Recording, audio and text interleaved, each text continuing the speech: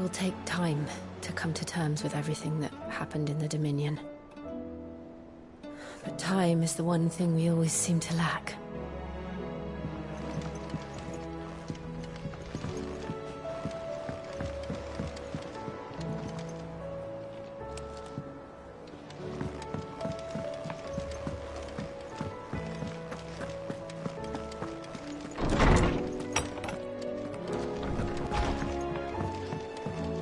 Did you see the pair that got hauled into time?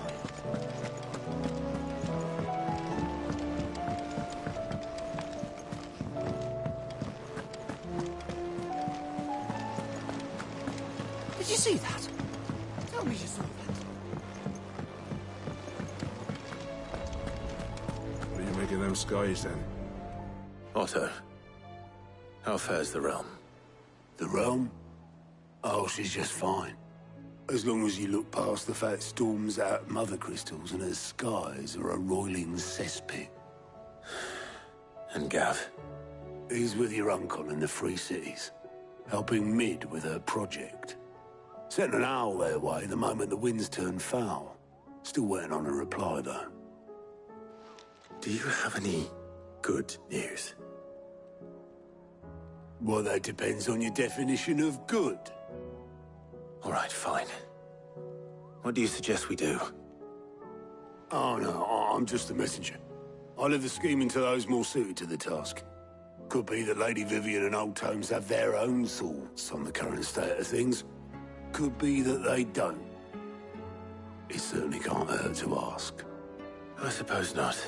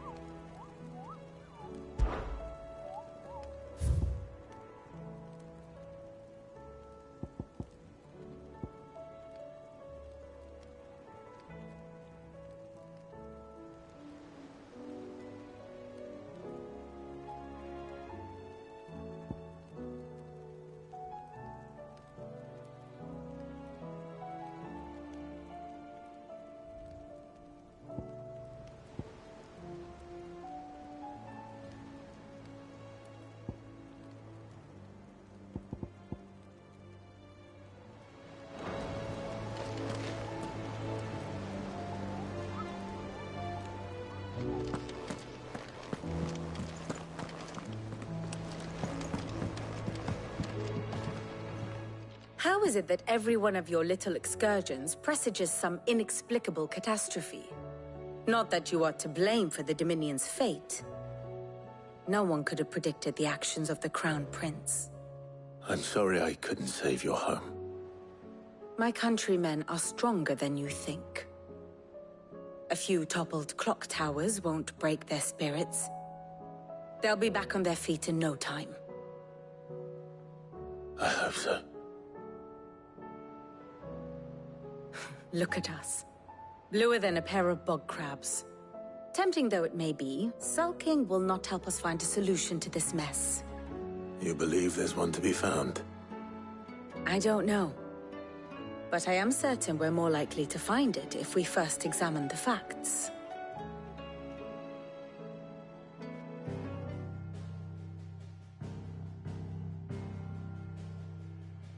Beneath these darkened skies, fear and confusion reign over Valisthea. Oh, the lands around the fallen Mother Crystals had already begun to wilt for want of ether. But not like this. Crystals that filled wells and fueled furnaces. Now nothing but pretty shards of rock.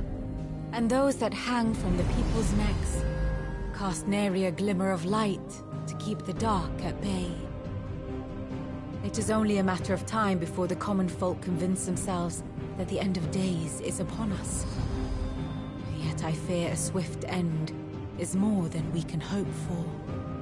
While most of the world thirsts for ether, the remainder drowns in it, spawning Akashic in droves. And amidst the hordes of mindless beasts, with magics as like to fail as function, even the strongest nation would falter.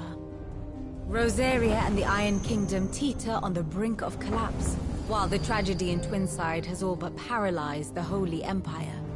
Dhalmekia fares little better. Rumor has it the ministers fled the capital after the fall of Drake's Fang, leaving their beloved republic to crumble. Waloed, meanwhile, moves in earnest. The Einherjar has been sighted off Storm. The world, in short, is in chaos. It would seem our civilization was nothing but a castle of sand, to be washed away at the whim of the waves.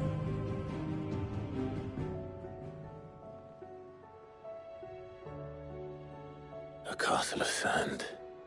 Not my best flourish, but it seemed fitting. The reports I've received are considerably more blunt in their appraisal. Without the protection of their nations, it will fall to the people to defend themselves against those who would take what is theirs. Which is only ever going to end one way. Defending a farmhouse against a band of chocobo thieves is one thing, but pitchforks and palisades will do little to stall an army's advance. Should the King of Waloed deign to invade, there would be none to stop him. None but us.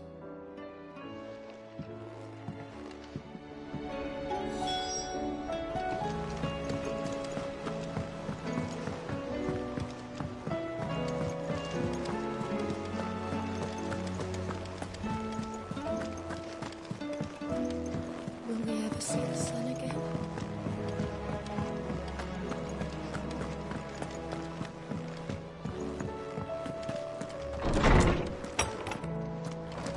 Is a storm coming soon? Let me guess. You're here about the skies. Is there anything you don't know, Lawsman? It doesn't take a court astrologer to augur the obvious. As for what has disturbed the heavens, that, I believe, is a question the Fallen might be better placed to answer than I. And on the sixth day did the gods tear the sun from the firmament, visiting darkness upon their prideful sons and daughters. But I dare say you remember your childhood lessons on the sins of Zemeckis only too well. You think they're connected? That Ultima was one of the gods responsible? Well, he has certainly exhibited powers that we mortals would associate with the divine. There is nothing divine about him. But he wouldn't be the first god of whom that could be said, now would he? Yet for all the fairy tales that tell of the sins, there is almost nothing in the way of actual historical accounts. Had I the Journal of Moss the Chronicler, I may have been able to tell you more, but alas, I fear all remaining copies have been lost to time. You will forgive me, I hope? Certainly not. Because there is nothing to forgive. Even without this journal, you've provided us ample wisdom. And we will always be grateful for it. Perhaps Otto will be more inclined to share his thoughts when he hears what the others had to say.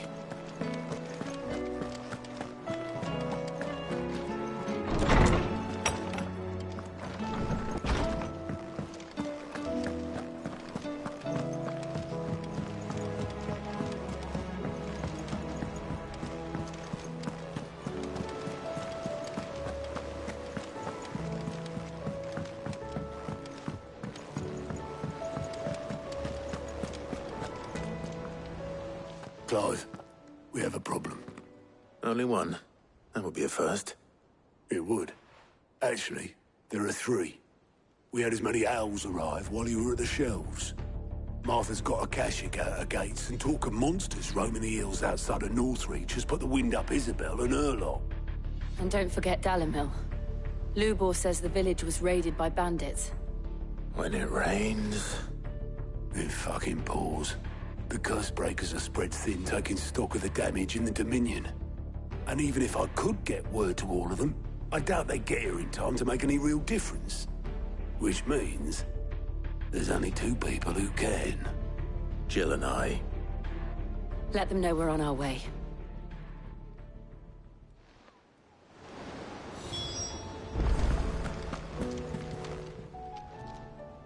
Oh, Clive! Welcome to the Patron's Whisper. The Patron's Whisper? Does that mean someone else is taking care of our friend's donations? Oh no, that's still me. It's just Karen has her toll, Blackthorn has his hammer. I thought a new name might liven things up. I still catalogue every item that arrives, in addition to setting aside those tokens of appreciation the sender has specified are to be presented to you personally. Would you like to see if we have any?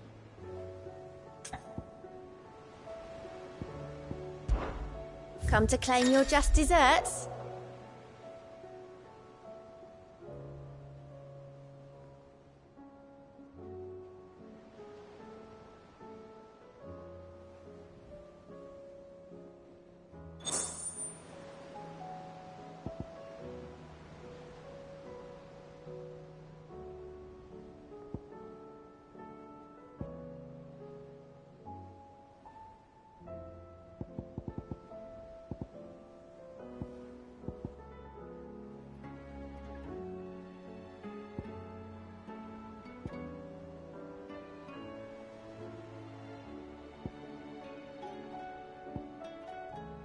Come again. I may have more for you.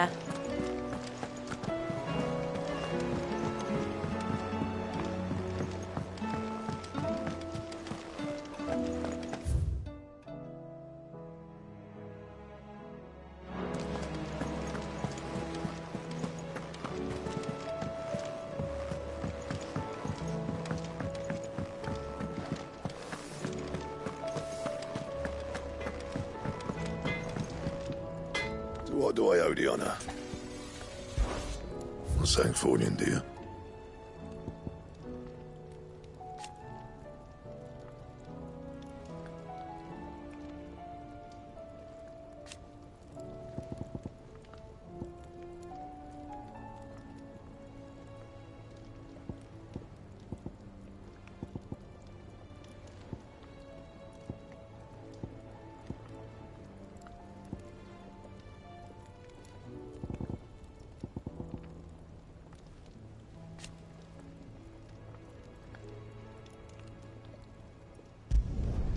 Should last you a good while.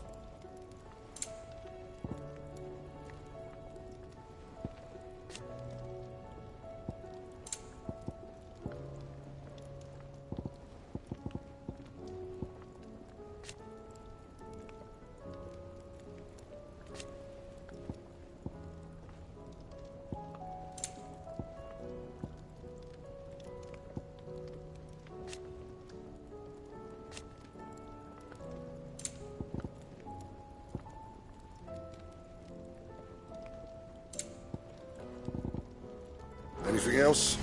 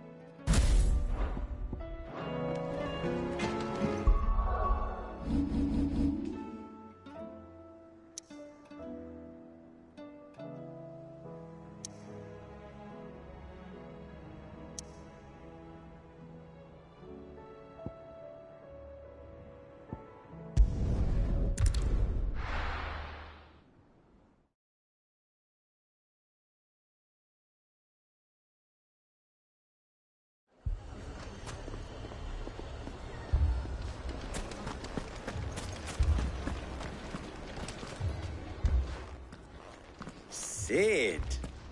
Your new companion appears much more formidable than your uncle. Should I be worried? You haven't been introduced. Jill. Clive has told me much about you. All lies, I'm sure. Your Stolas said that Dalimil has a bandit problem. Indeed. Although, you're a little late. They left with our food and guild days ago. Any idea where they went? The desert's a big place. Your guess is as good as mine.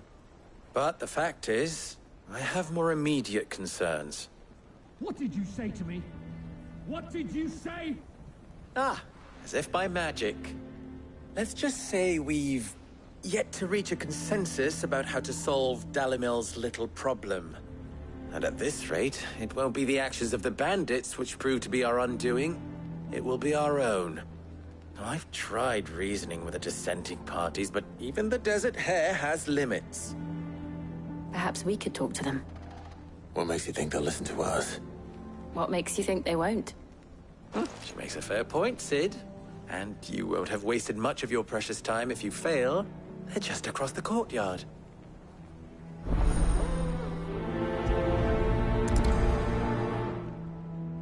Suppose we just follow the shouting.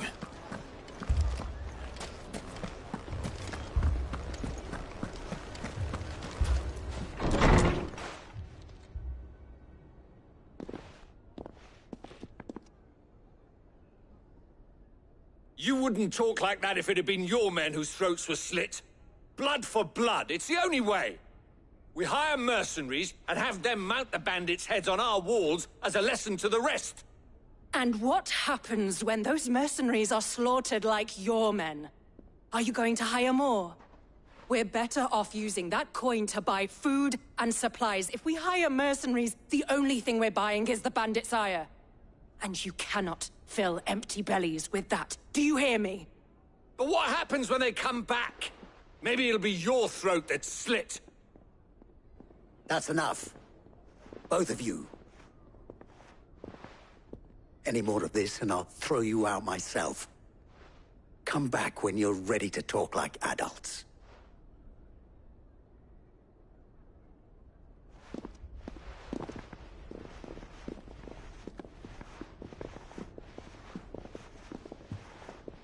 Victor. What's he doing here? Cid. And Lady Jill. What brings you here? I was about to ask you the same thing. Costness is in chaos, and the markets have all but ceased to operate. The Briar's Kiss here in Dalimil is the only place I can reliably obtain supplies. I was here to do just that when Master Lubor told me of his troubles. He thought I might be able to talk some sense into these fools. But if you're here, I suppose his patience must be waning. Who are those people? Those were the thorns in Lubor's side. And the reason this place might be headed the same way as Costness. It's these accursed skies. The darkness is enough to drive a man to madness.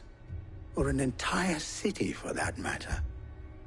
We're still working on the skies. But in the meantime, perhaps we can find a solution to Dalimil's problems. I hope so. For all our sakes.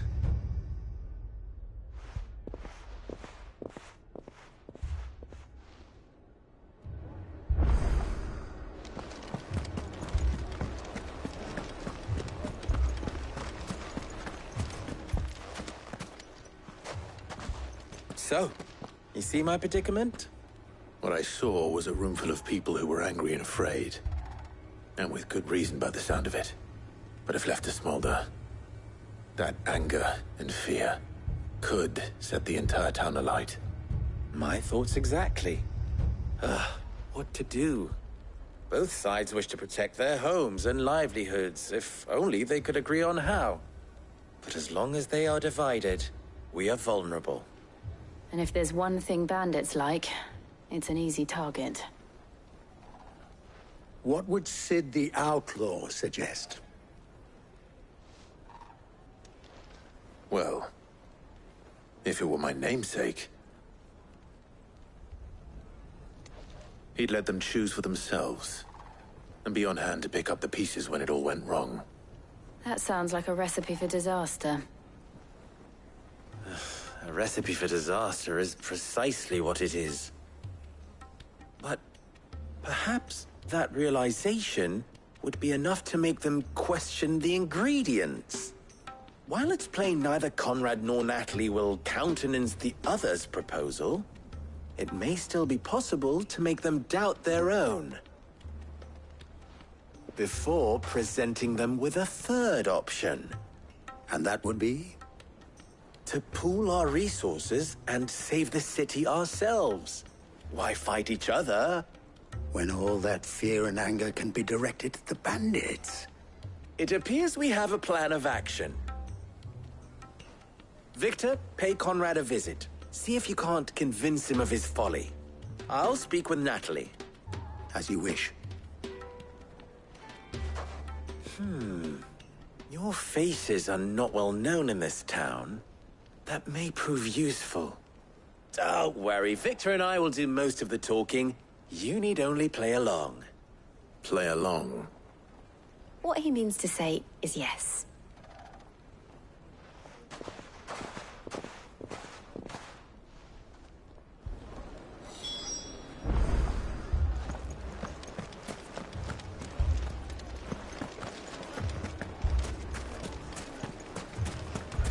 Picture it, Conrad.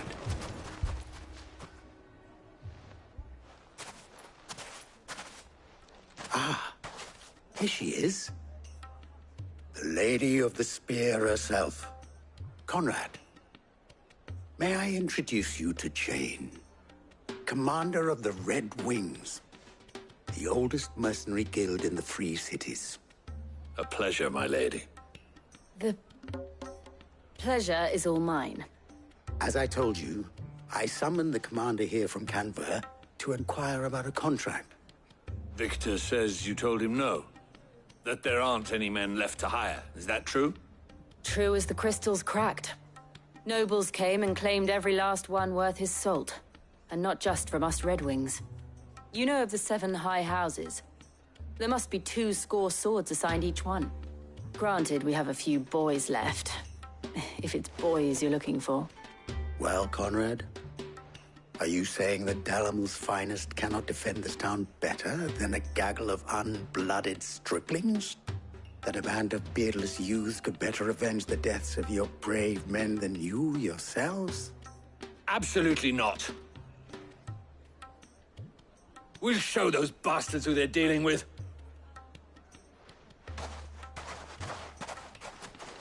I can't believe that actually worked. Conrad's not what you called the brightest candle in the crypt. And there's a reason why I had you do the talking and not Sid.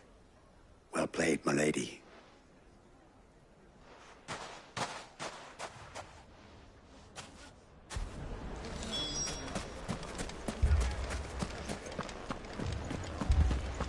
Oh, I'm ruined. My shop. If I had my pickaxe, I would... I mean, it may still be possible to buy something. Ah, here he is now.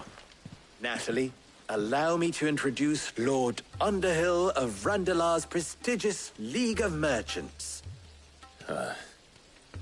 Lord Underhill. At your service. Underhill? I was just telling the good lady of our conversation, my lord, and how you were lamenting the state of the capital's stores. Lubor says that not only are the granaries almost empty, but that war and the Blight mean this season's harvest won't be enough to fill them for winter. Indeed, certainly that is the case. The nobles in the capital are buying up the city's stocks of barley and wine, driving the prices higher than most commoners can afford. It is only a matter of time before the peasants revolt. It is worse than I thought.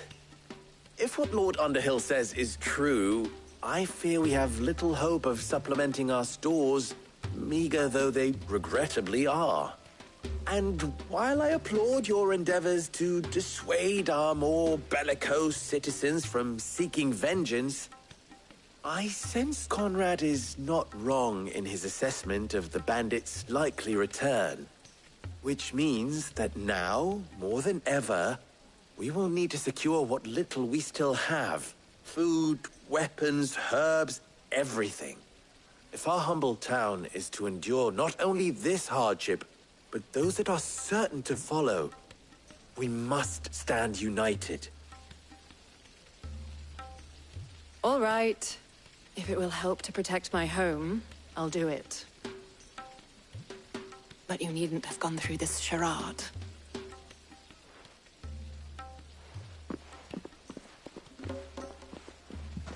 Thank you, Clive. Your performance was nothing if not workmanlike. She saw right through it. I didn't say it was good, merely that it produced the desired effect. Now, my scouts should be returning shortly. Meet me back at the Briar's Kiss, and we shall see what we face.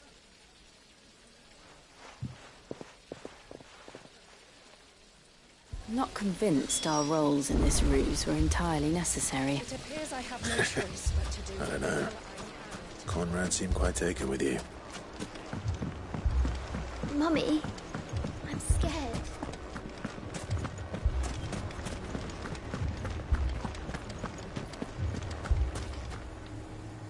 Good news, Sid. Both Conrad and Natalie have somewhat gracefully accepted their new roles. With time, they may even learn to... Time no longer appears to be the luxury it was before lunch. I take it your scouts found the bandits. Technically, it would be the bandits who found my scouts. It appears they march for Dalimil as we speak. All of them. You're not serious. They don't just want food, they want the whole damn town.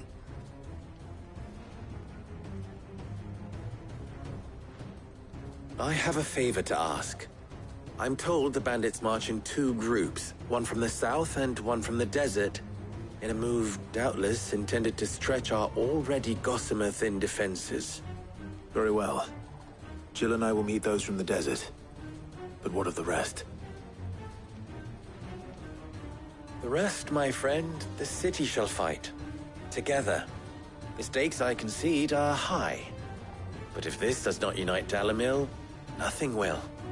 That is a lot of faith to put into those who had their hands around each other's throats but a moment ago. Then it will be for us to see that their hands are kept occupied. And I do mean us.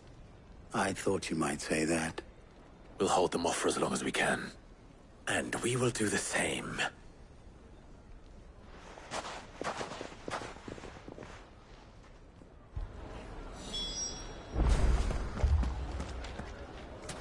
Poor bastard. Couldn't run because of the weight of his load. Still, better a branded than one of us.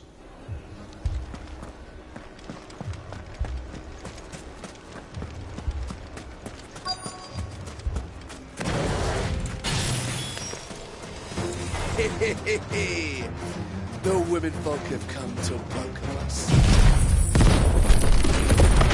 take that one. He's all yours.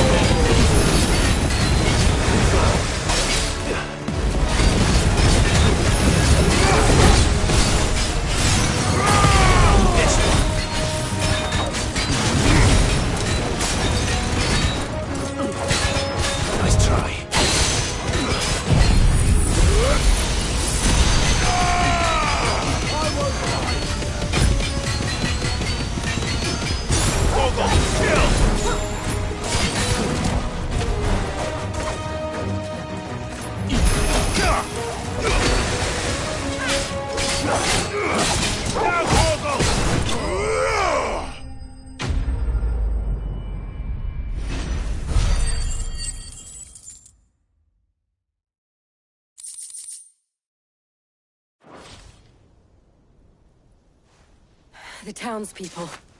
Could they have held out? I don't hear any fighting. What do you think? That we should hurry.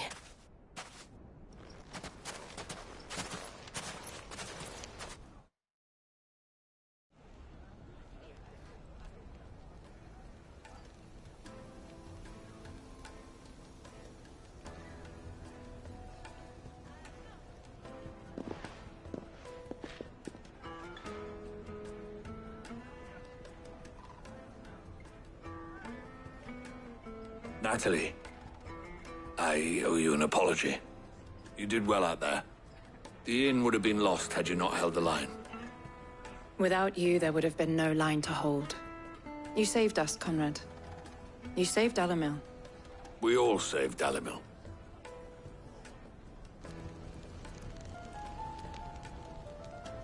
Conrad seems to have had a change of heart. I'd say they both have. I take it from your presence that our visitors from the desert won't be joining us either. Pity. The plan worked, Sid. Granted, it only took an army of bloodthirsty bandits at our gate. Calm now, Victor. Why quibble over the details? We are united, and that is all that matters. As for you, Sid, you fight considerably better than you act. I'll take that as a compliment.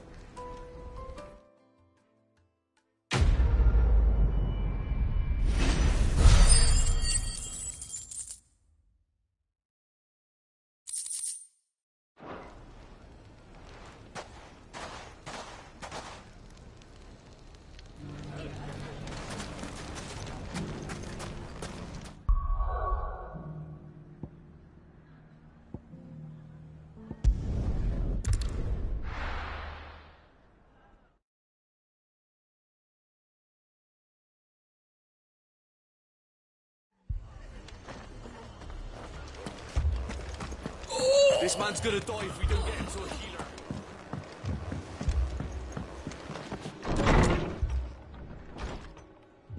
Martha, it's good to see you. And you, Clive. Jill? Otto said you'd been attacked by a Kashik. What exactly happened here? Those skies are what happened. Not long after they fell dark, we had our first visit. There were hundreds of them. Tried to storm the hill. Only a handful made it up here, but that was more than enough. The rest are still down there now. And while we have a few willing fighters holding them back, they're sorely outnumbered. What do you think, Clive? That we join the fight. I thought you'd never offer. Now, where I need you is the Fallen Gate. That's where the fighting is fiercest. Let the men know you come to help. Something tells me they'll be pleased to see you. We're on our way.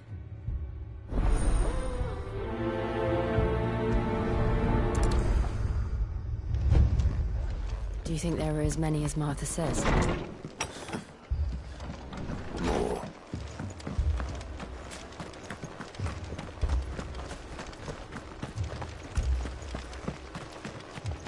You don't think they've abandoned us, do you?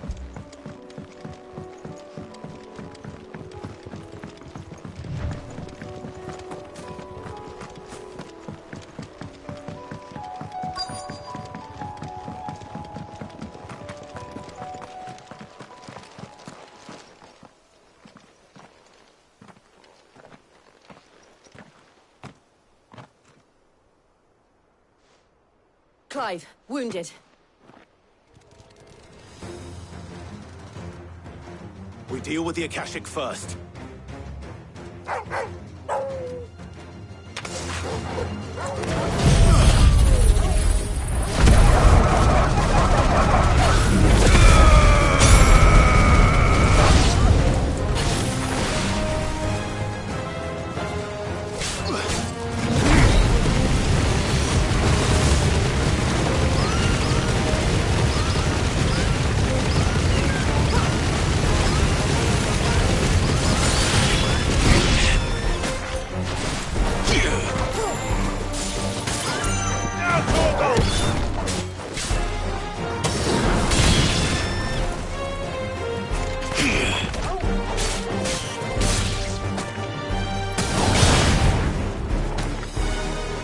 Thor!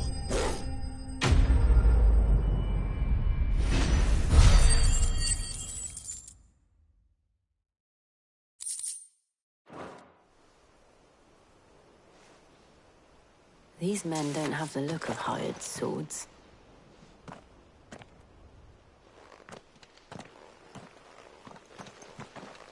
If you've come to rob this place, You are mistaken, my Lord Rosfield. We're here by Madame Martha's leave. how do you know my name? Forgive me, my lord. There wasn't time for introductions. We're with the Guardians of the Flame. Wade's men? But how did you come to be here? Where is your commander? Sir Wade left earlier with a scouting party to find out where the Akashic were coming from. Did he? Take your wounded back to the inn. Martha will see you're looked after. We'll join you anon.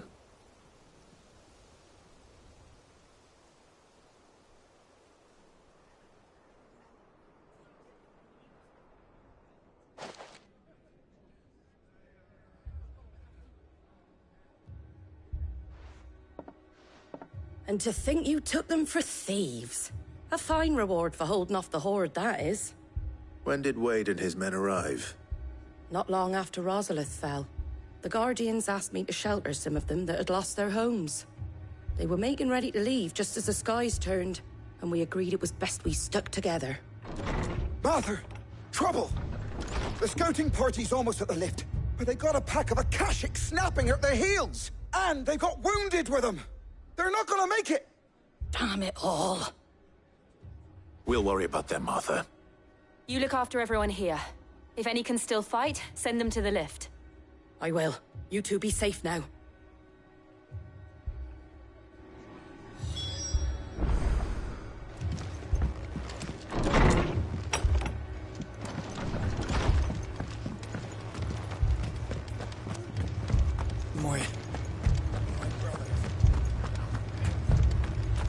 Mad dogs.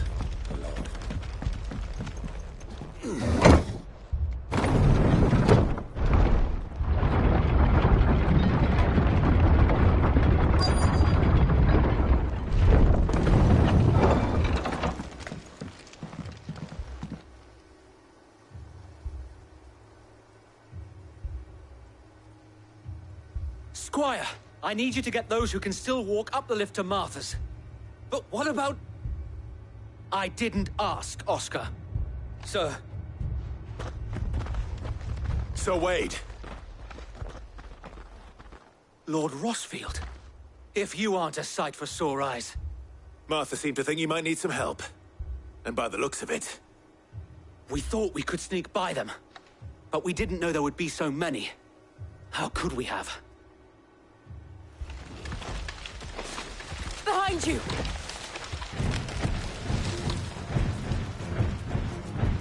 Damn it! We need to get the injured to safety.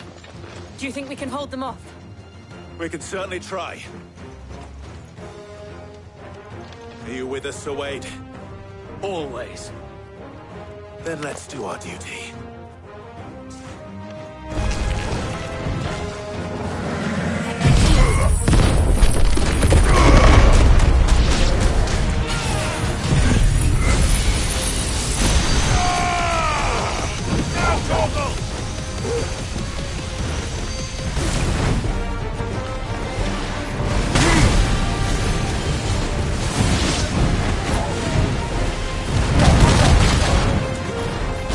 Yeah!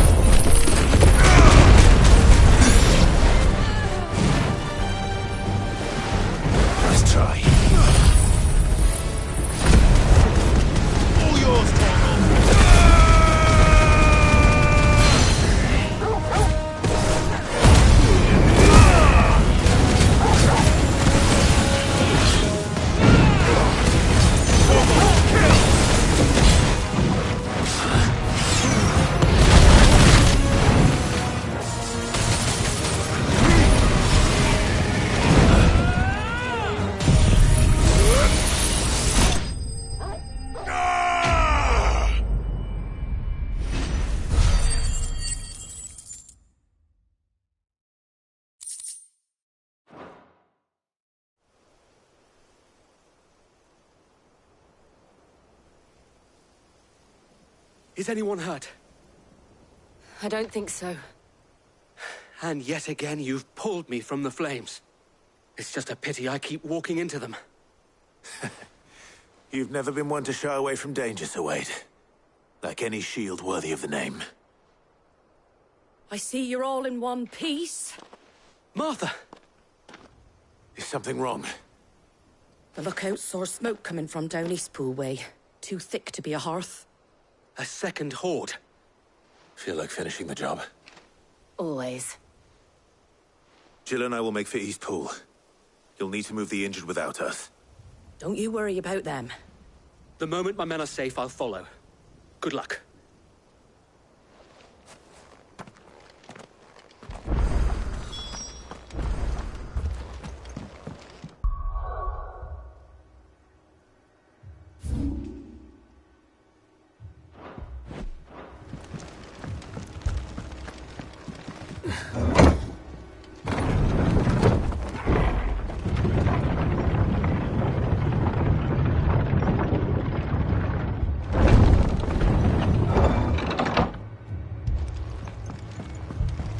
Mad dogs. Alone.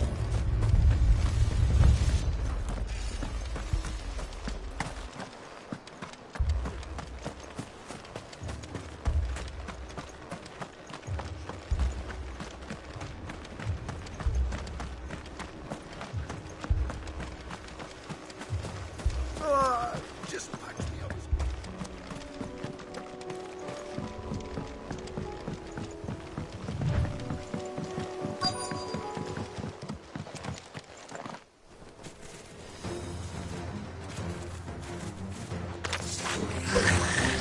They're headed for the rest.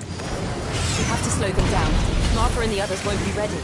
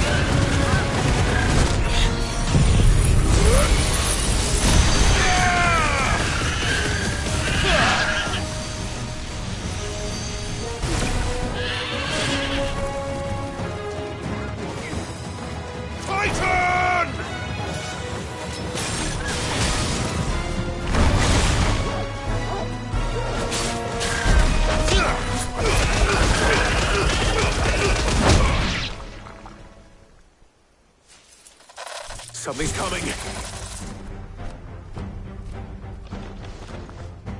Apologies, my lord. Did I miss anything? Only the first round, Sir Wade. Shall we?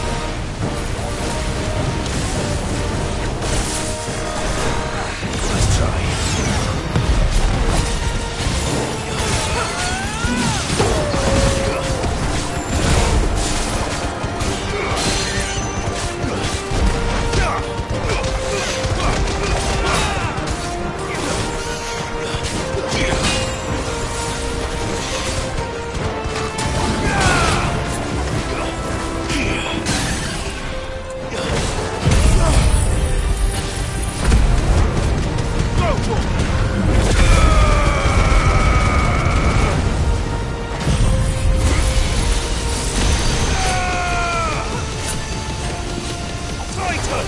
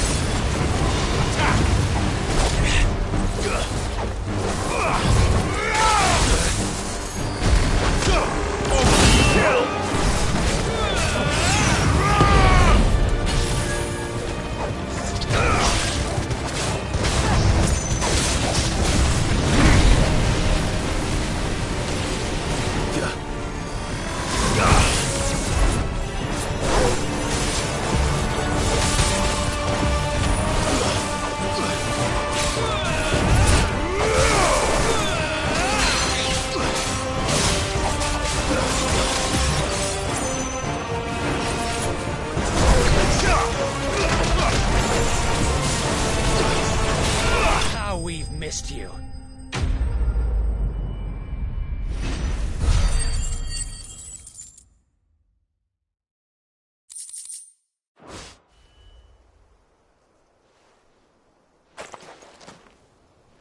Do you see any more? No. I think that was the last of them. But it won't be long before the next lot arrive. Then we make for Martha's while we can.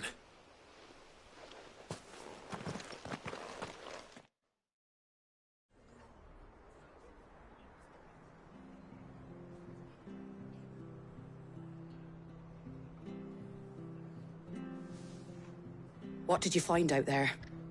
The same as Sir Wade. Scores of Akashic. Well, wherever they came from, they're gone now. Our lookouts say the lowlands are clear. Hopefully we'll have enough time to lick our wounds. How many of your men were injured? A damn sight less than if you hadn't turned up. Thank you. It was a hard-fought victory. But as long as the skies remain dark, I fear the Akashic's numbers are only going to rise. It's not a matter of if the Horde will be back, but when. And whether that's sooner or later, we'll need to be ready. The inn here affords a good view of the land, and is easily defendable. I'd like to make this one of our outposts. What do you say, Martha? You'd have more men to guard the rest. Well, when you put it like that, of course they can stay.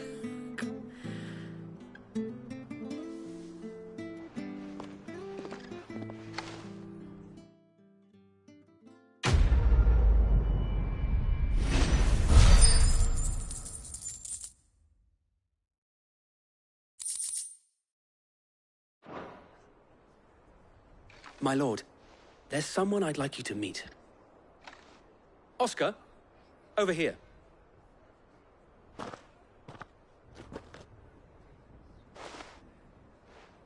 It is an honor to make your acquaintance, Lord Rosfield. I am Oscar. Oscar of House Murdoch. Murdoch? I wasn't aware the Lord Commander had children. Oh, he didn't. But his brother, my father, did. I am Sir Rodney's nephew. Well, go on, then. It's not for me to ask him. Yes, Sir Wade.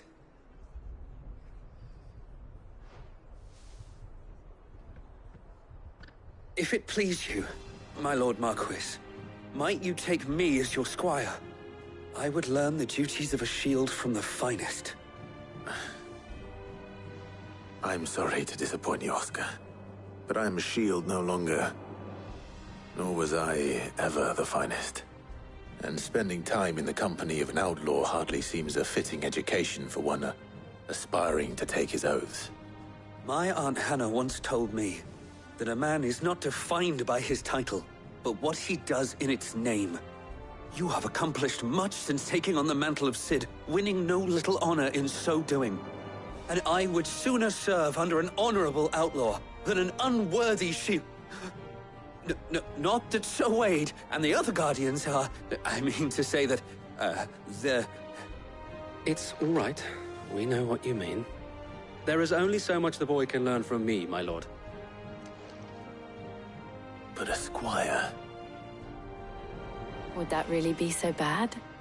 You were a squire once. And I'm certain Sir Rodney would approve.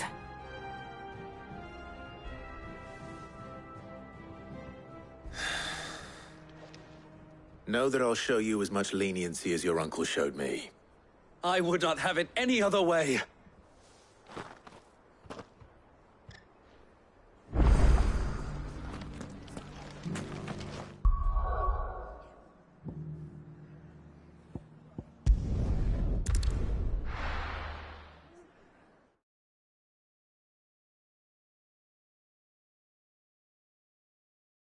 First we find Isabel. Heard a bloke saying he saw ghosts on the far side of the wall.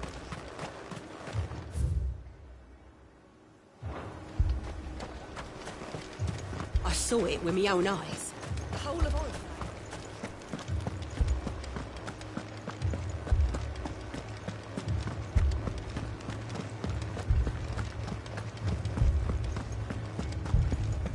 onto it.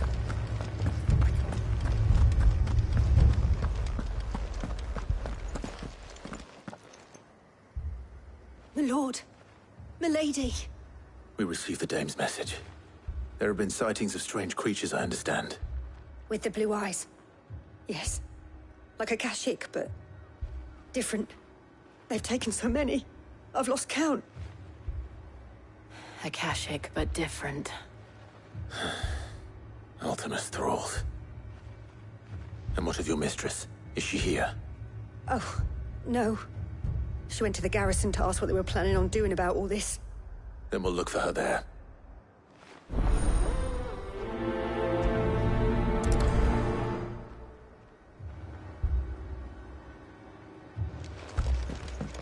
More arrived from the capital this morning.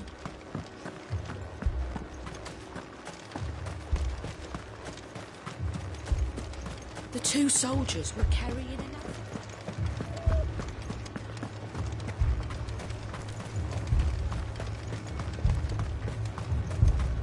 Madame, please! Half the garrison's been slaughtered by those things. We lost the captain this very morning. We've tried requesting reinforcements, but there's been no word from the capital or the Dominion in days! What more would you have us do? I would have you do your duty. Those at the Vale look to me for protection. And protect them I shall. Because they are my charges, and that is my duty. In case you have forgotten, the people of this town are your charges. But more than that, they are your people. Your sisters, your brothers, your lovers. So you have a choice. Lay down your sword and watch as they are slaughtered, or take it up and do what is right. She speaks the truth, you know. This here, it's all we have. It's all that's left. What we have left is our lives! Do you really want us to lose them as well? Not if we don't have to. Look, there's a cask under the captain's bunk. Let's talk about this over a drink, eh? I'm listening. I'll have a word with her.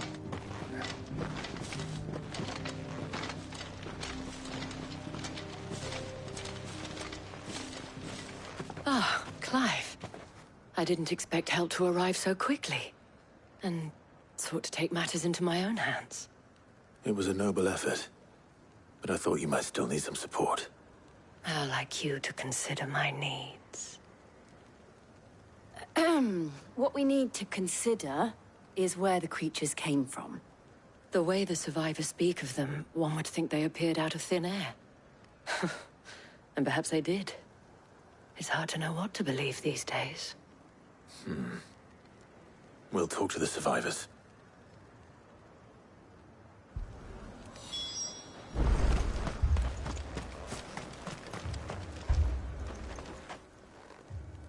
You're a pikeman, yes? What happened? I've got family in Moor.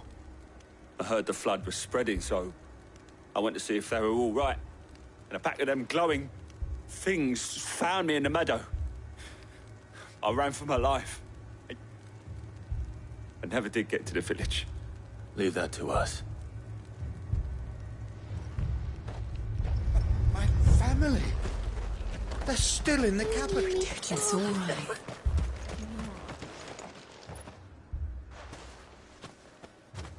Did you see the creatures that attacked you? Creatures? Yeah, They came out of nowhere. They went for Joseph first, then me, and then they were just gone. Do you remember where you were? On the road from Oriflamme. We just passed Moor when... Where's my Joseph? It's all right. Just rest now. At least we have an idea of where the thralls might be now. We should head for more.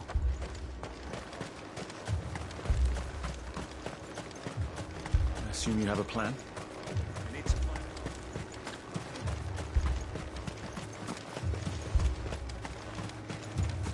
It was all they could do to escape. They just left the bodies there in the flood. Good girl.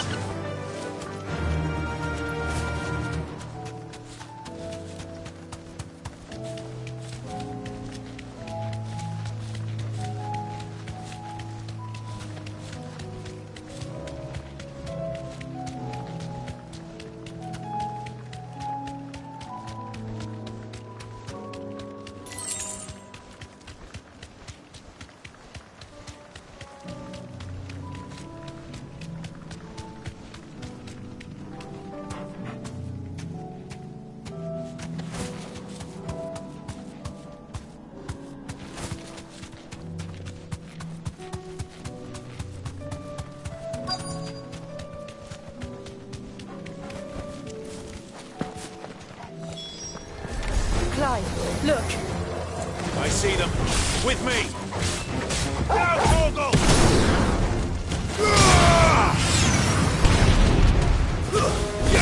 Torgal, kill!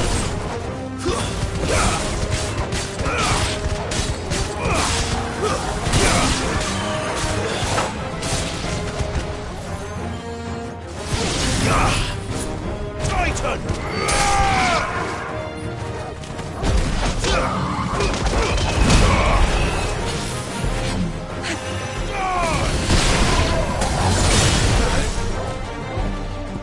Well done, Torgal.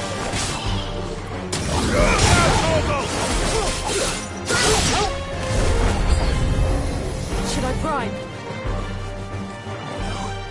Save your strength.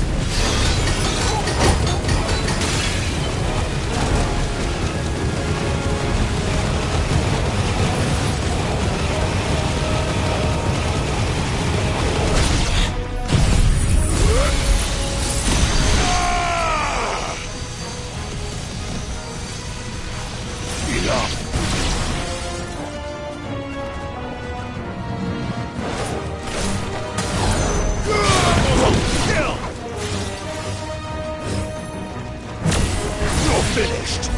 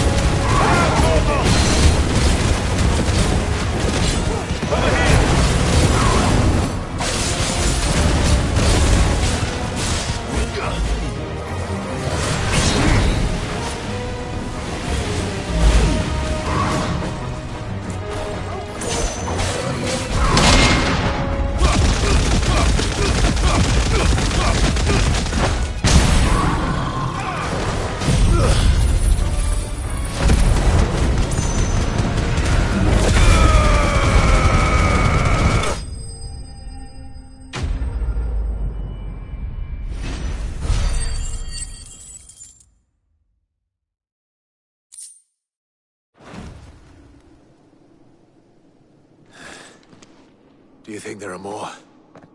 There are always more. But I'd say we've done what we can for the time being.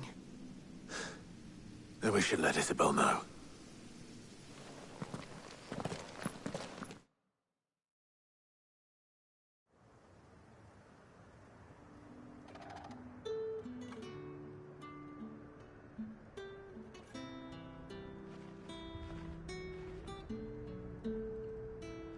You have the town's thanks. Don't thank us yet. There will be more. Many more. And you'll need to be ready for them. Oh, we shall. Isn't that right, Captain? Yes, milady. The garrison will be ready. Philippe here has convinced most of the men to remain at their posts. For now, at least. Hearing that the Dane would look kindly on any man who committed himself to the task certainly didn't hurt. It's not the most selfless of motives, I'll admit. Whatever it takes, eh? Now me, I never needed convincing. I became a soldier to protect the people I love. And the people I love include the ones standing before me. Handsome and chivalrous. Now, if you don't mind, I have sentries to post. Milady.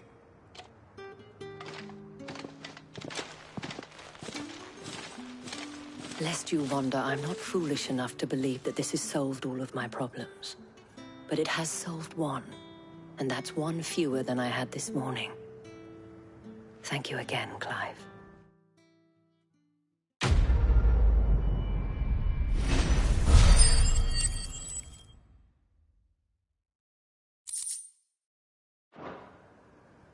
Our friends seem to have things under control. For now, at least. Let's go and put Otto's mind at rest.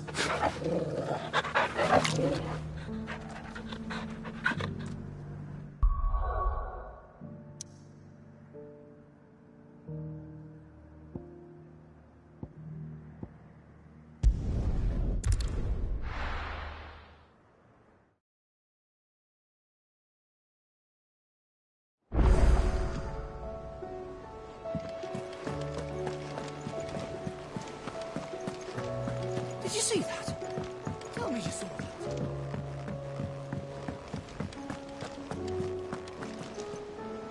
Was wondering when you'd turn up. Had owls from all our friends thanking you for your timely intervention. How is it you always manage to arrive at just the right moment? Luck, I suppose. Any word on the rest of the realm? Let's see. Storm's still crying out for Mother Crystals. The nations are still in chaos.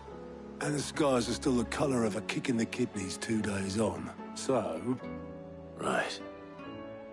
Clive, we knew this was going to happen. Well, not the bleeding skies part, but you take my point. Now's not the time to second-guess yourself. Now's the time to visit the infirmary. Talia says your brother's awake. Thank you, Otto.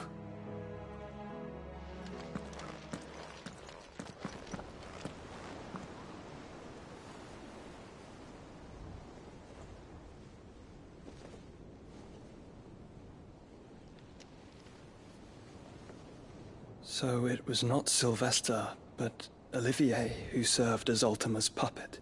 And when Dion learned of this, he sought to slay the fiend.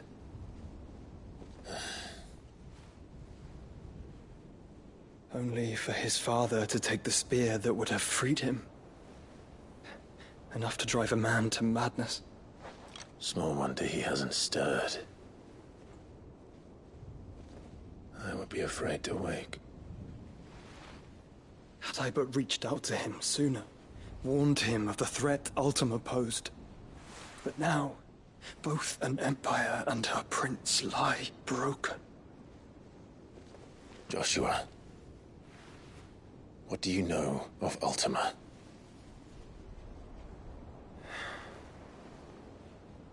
Very little, I'm afraid. Despite my best efforts. 18 years ago, as I lay buried beneath the rubble of Phoenix Gate, 'twas not death who came for me, but another.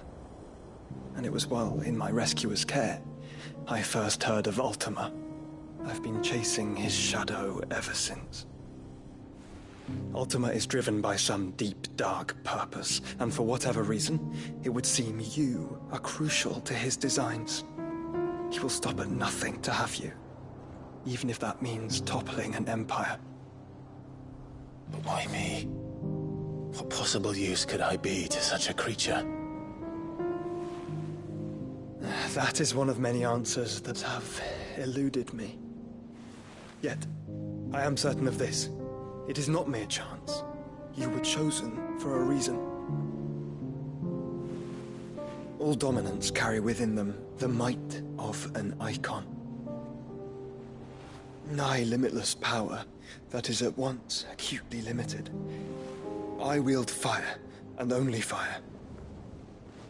And I only ice. 8 wardens for 8 elements. about you, Clive? You are different. You're special. Your abilities begin with the flames of Ifrit. But they do not end there. The fact Ifrit can even exist goes against everything we thought we knew of dominance. Perhaps Ultima has been waiting for one such as you, whose potential is truly limitless. I've encountered that thing several times now. If it or he, as you say, needs me, why hasn't he claimed me as he did the boy? Were I to hazard a guess, I'd say the two of you are somehow incompatible. His mind not properly attuned to your body. His mind? Mind, awareness, spirit, call it what you wish. But I believe Ultima to be an embodiment of the concept.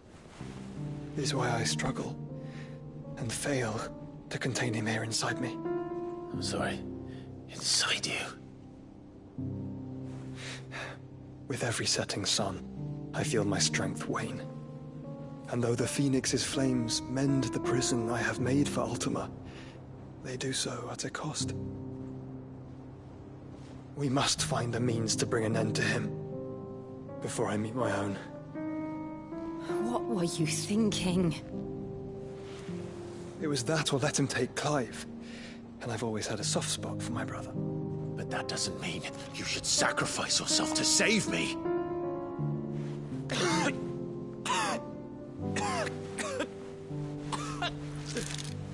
Joshua! Clive! It's Gav! There's an army of Akashic at the gates of Canver.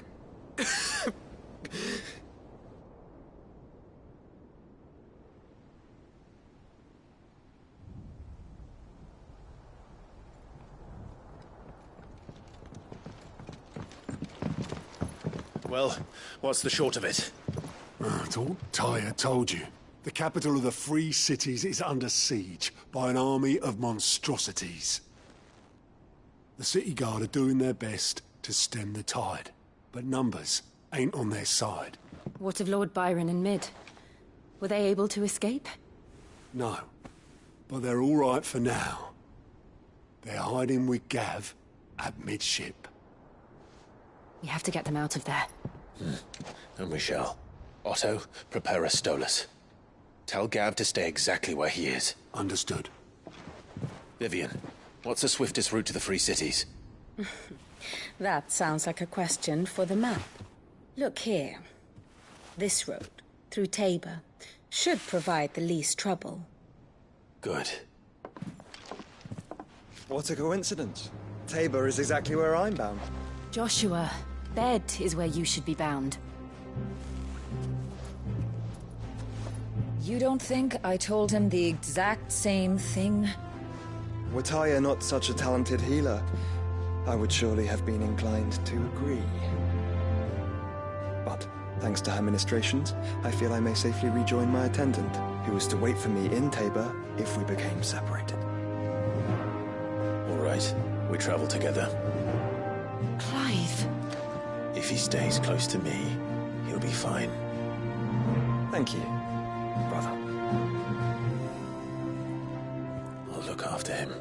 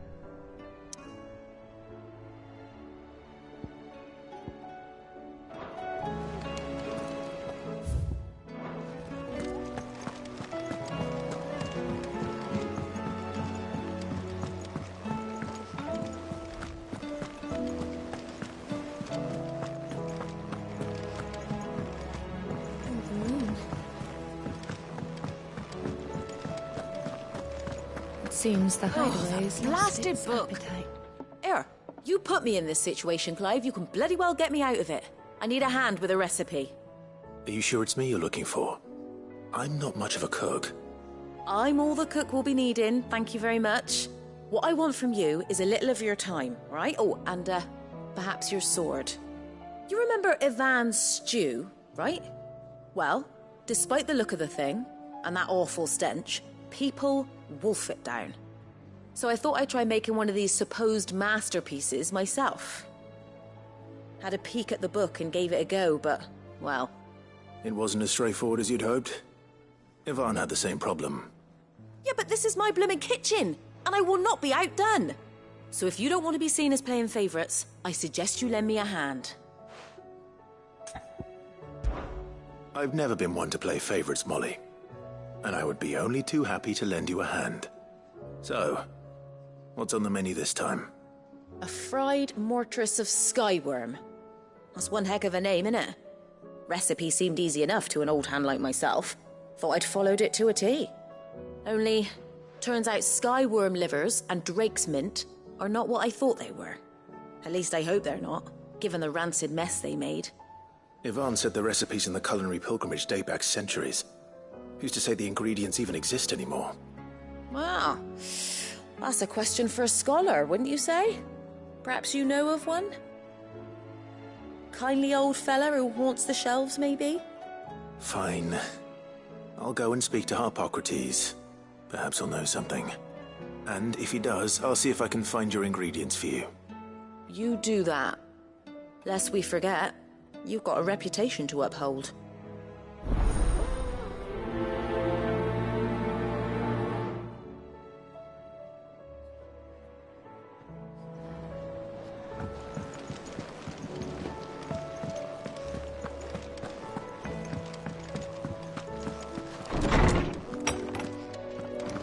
There's a storm coming soon.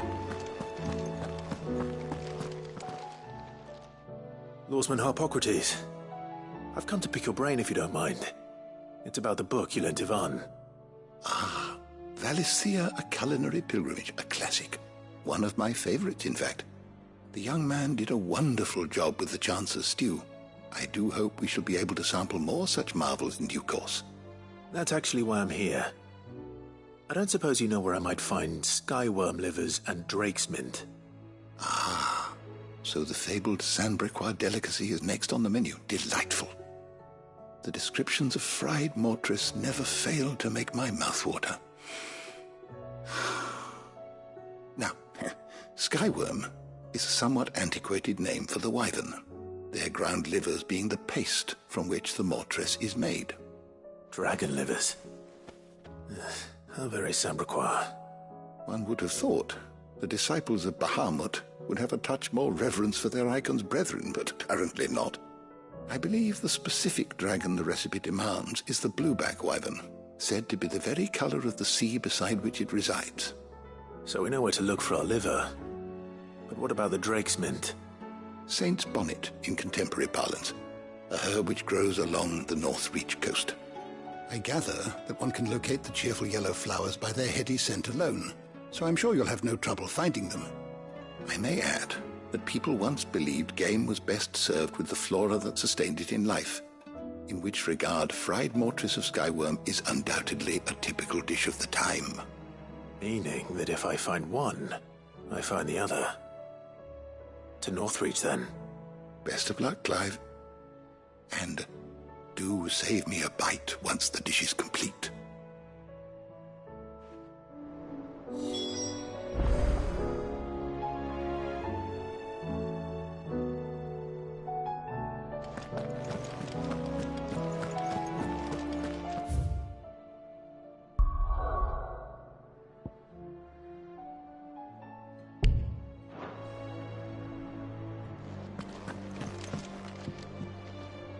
Sid, perhaps you can help me solve a mystery. I can certainly try. Who's gone missing this time? It's not who, but what. Mid's scales, the ones she made for her workshop. I borrowed them to teach the little ones about weight, and shortly after the lesson, well, they vanished. My first thought was that they'd taken them off somewhere to play, but when I asked, they swore they had nothing to do with their having disappeared. Which almost certainly means they had everything to do with it.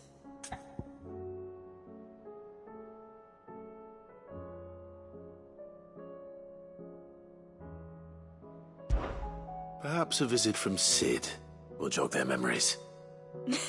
I think it just might. Thank you. I don't like to imagine that my pupils would lie to me. But if they have, I'll have no choice but to discipline them accordingly. They were in the atrium when I last saw them, as always.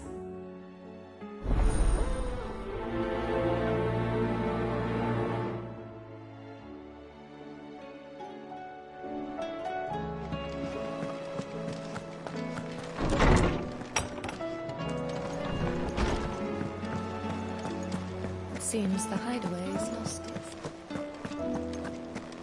Did you see the pair that got hauled into time?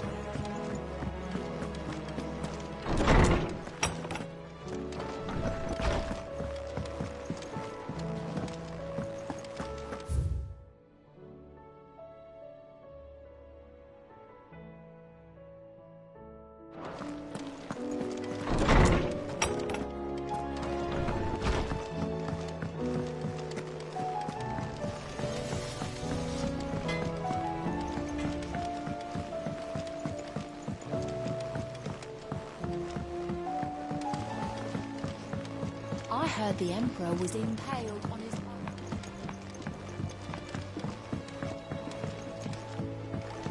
We're all gonna die! You hear me? What do you reckon we should do?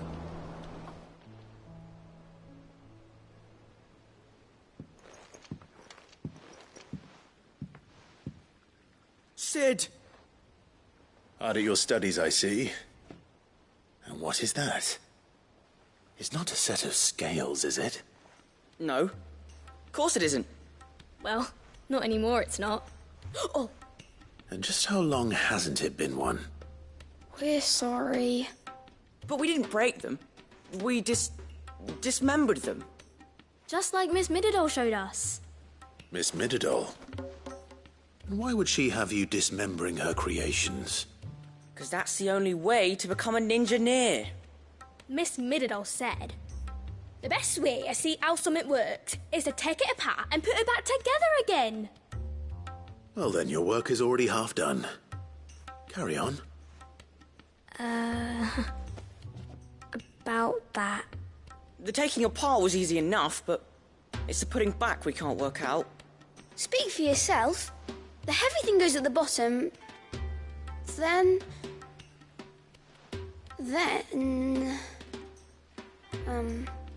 You three need to learn to take responsibility for your actions. So let's have a look at these parts with fresh eyes, shall we?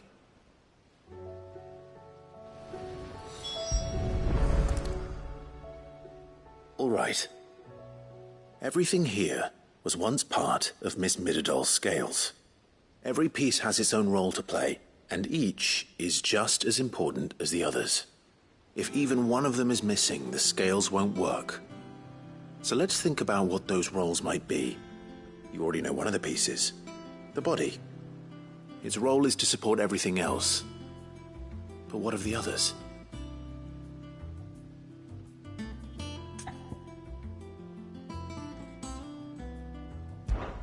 This is called the arm. Why do you suppose that is? It doesn't look much like an arm. You're right. It looks more like a wing. Like a chocobo wing! You've ridden a chocobo before, haven't you, Cid? Will you teach me to ride one day? I'll think about it. Now, what do arms do? Hold things. So wait, maybe this arm holds things too? Good thinking. You're on the right track.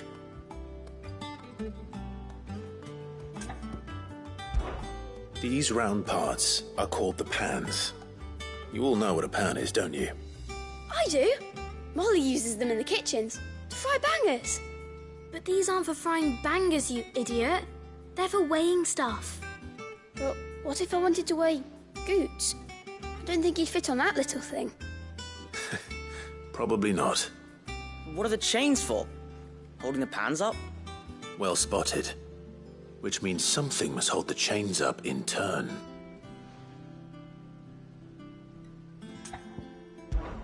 This tiny piece is what's called a cogwheel, or gear. Have you ever seen one before? I have. Miss Miradol's dungeon is full of them. Most are on the floor. She puts them in all her inventions. They spin round and round and round and round and... That's right. They're very useful when you want to make things move. Do you remember if there was anything on the scales that moved? I remember the arm moved when I tried weighing an apple. And then somebody ate it. It's not my fault. You shouldn't have tried weighing it before lunch. You know what part's supposed to move and how it's supposed to move. So, let's put the pieces together first, see what doesn't move, and then stick the cogwheel to that. Not a bad idea. You see? It's not so difficult. So, now that we've taken stock of the parts and learned what they do, what do you think? I think we've got it. Then here's what we'll do. You tell me what goes where, and I'll put the scales together. Well, obviously you need to start with the body. All the other pieces fit onto it, don't they? And the arms go on the body, just like real arms. Or wings, if you're a chocobo. And then the arms hold the pans by the chains. Very good. Let's see if that works. There. All finished.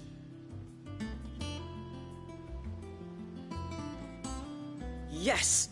We did it! Well, with Sid's help. Oh, I just put the pieces together. It was you three engineers who showed me how. That's right. We're Miss Miradol's hares. Her hares? Yeah, hares for the future. She's showing us her secrets now, so we can help out the hideaway when we're older. What do you think, Sid? Are we almost ready? With a little more help from Miss Miradol and Miss Shirley, I'd say it won't be long at all. You hear that? It won't be long. Until then, though, do try to be honest with Miss Shirley.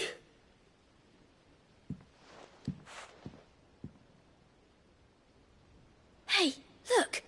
We never used the cogwheel. You don't think Sid forgot about it, do you?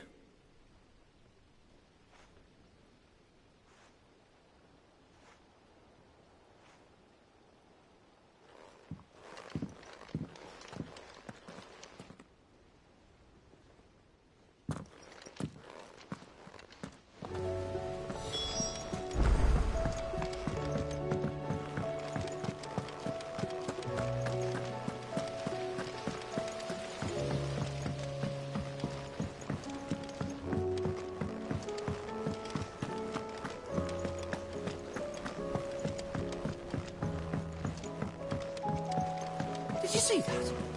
Tell me to see.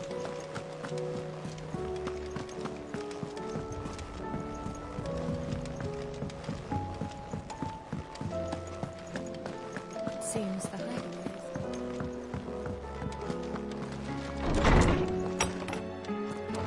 Is a storm coming soon? Will there be... Well, did you solve the mystery? It was as you thought. The children had the scales, or the parts of them at least. They dismantled them to see how they worked. Oh, no, Mid will have my head. Thankfully she won't. This might even have been her idea. Although I was the one who ended up teaching the lesson. I'm so sorry, Sid. I know how busy you are. I shall see that the children are properly punished. Please, there's no need. Mid seems to have taken the three of them under her wing. She's even calling them her heirs.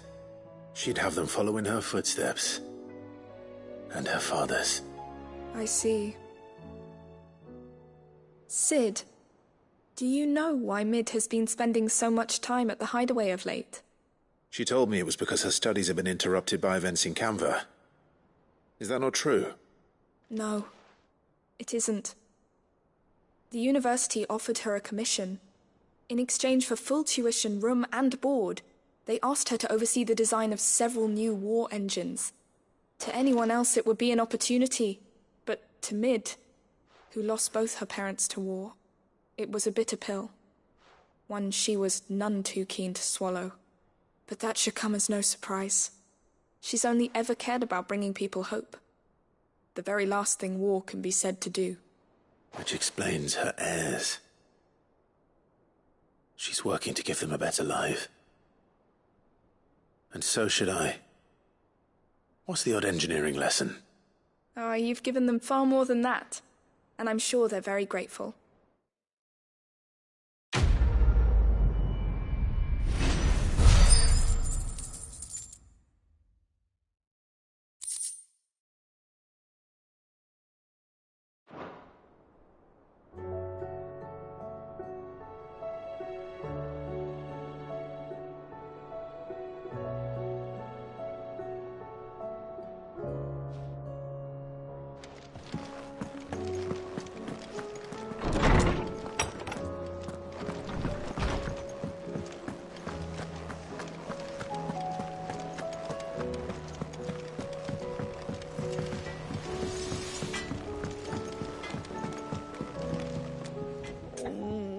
What am I gonna do? Is everything all right, Goots? You seem more discomposed than usual. Oh, I don't know what that means, but I'm in a bit of a muddle. Oh, I think Nan might be in trouble, and she's... It's all right. You can tell me.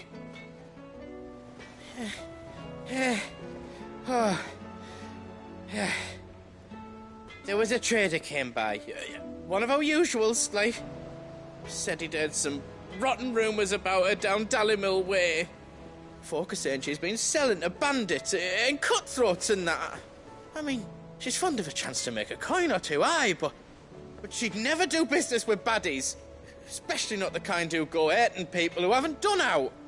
I wanted to ask her about it myself, but I'm scared she'll give us a tongue lashing. She'd never give your tongue a lashing, though, would she? Don't worry. I'll speak to her. Oh, thanks, Clive.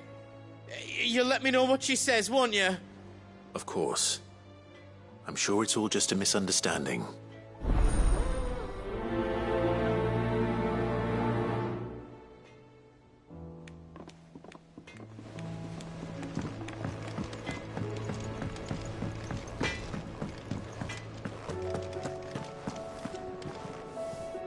Lady Karen. How's business? Not nearly as foul as the weather. You're doing good trade, then? Both in and out of the hideaway? Can't complain. Wait. What exactly are you getting at?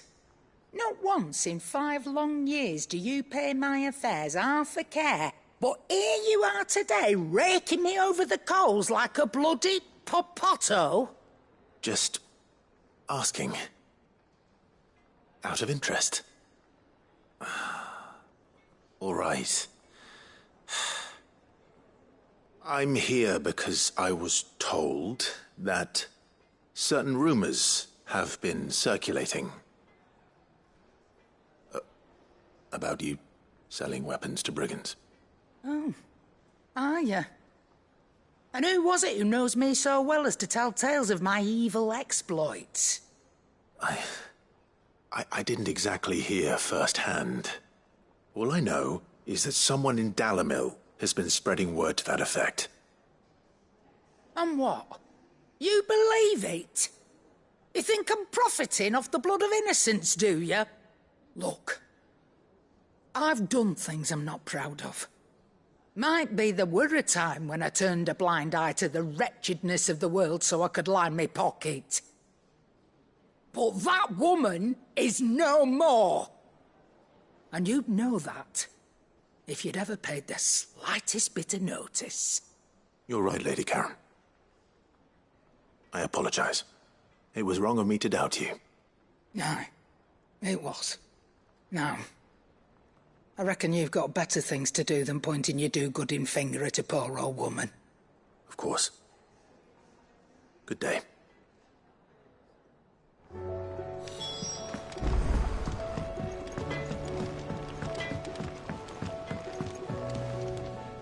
I spoke with Lady Karen. What did she say? That the rumors were unfounded, and that I was a fool for thinking they might hold any truth, along with some other things that made her feelings clear. And while it sounds like she may have done things she regretted in her past, she says those days are behind her. Oh, well, that's good. I knew Nan wasn't caught up in out bad. But why would people say she was? What did she ever do to them? It's not right. No, it's not. But people do things for all sorts of reasons. Perhaps we'll never know. Well, I'm going to find out. That trader, he said they were all talking about her in Dalimil. So that's where I'm going. I'll find someone who'll tell me, you'll see. Are you sure that's wise?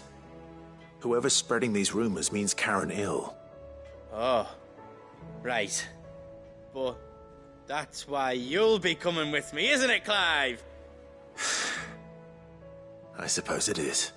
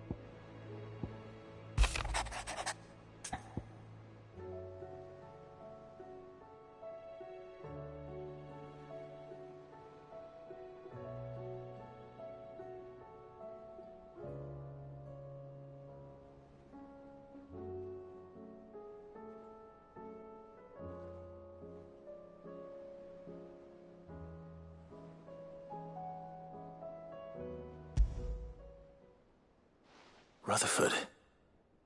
Wasn't that the name of my uncle's manservant? Why would he be at Martha's Rest?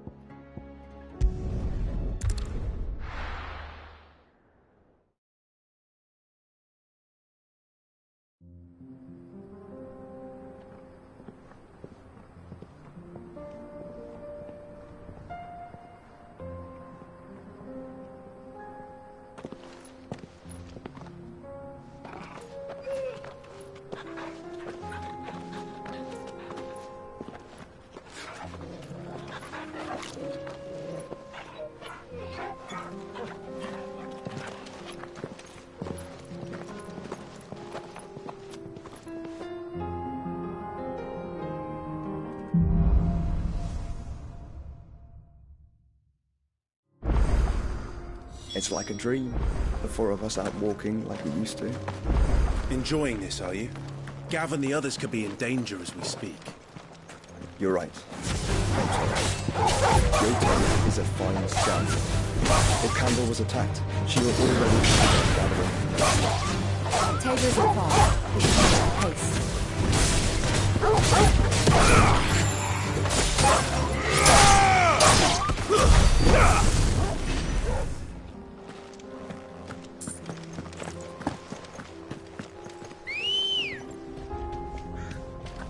Ready, go?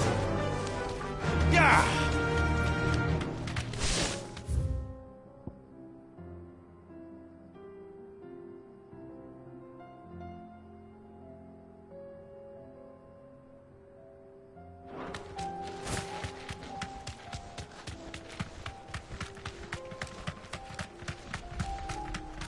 We can use the ruins to cross the ravine.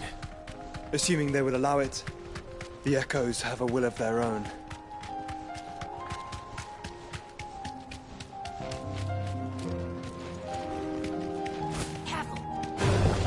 This won't be easy. Straight home now.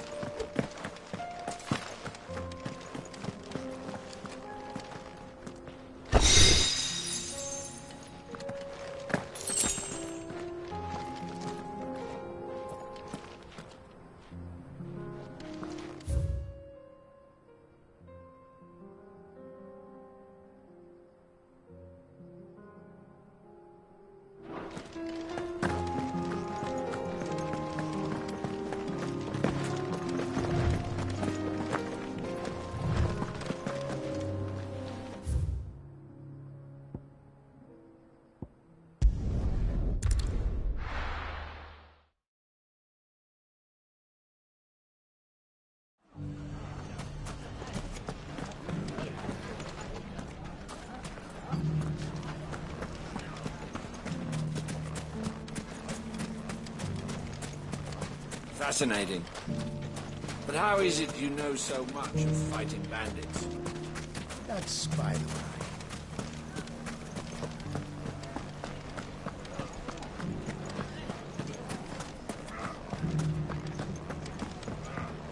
Shouldn't be too hard to find, Goots. The gentleman of the town guard.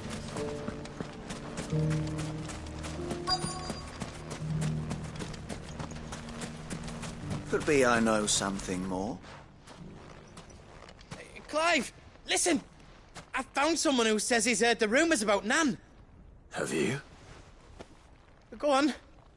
Tell him what you told me. All right. It's like I said. A wizened old crone by the name of Karen's been selling steel to whoever will pay her price, be they knight or knave. Says the more swords and spears she puts in people's hands, the more war they'll wage. And the more war being waged, the more call for swords and spears. And who will they all turn to keep them in steel? Why, the good Reaper herself. And you've seen this Reaper at work? Aye, it just so happens I have. You'll find her right here plying her trade most days. Here in Dalimil? Where exactly?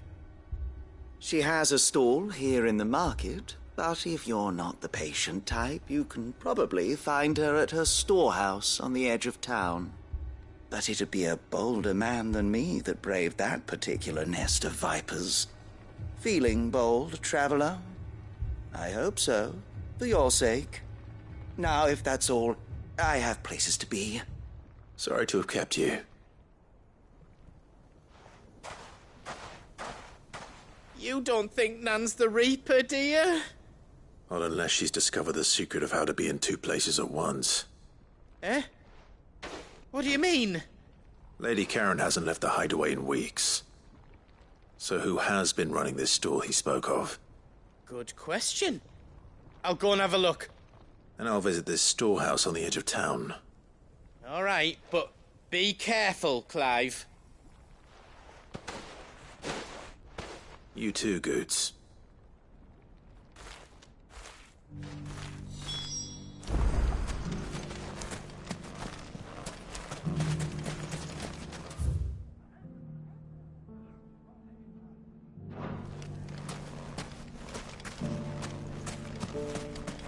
The finest cell salt.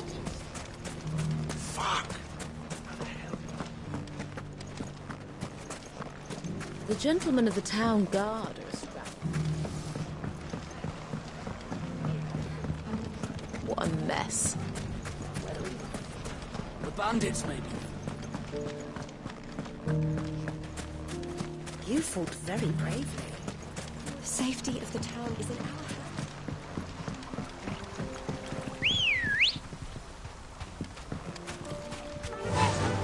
Run like the wind.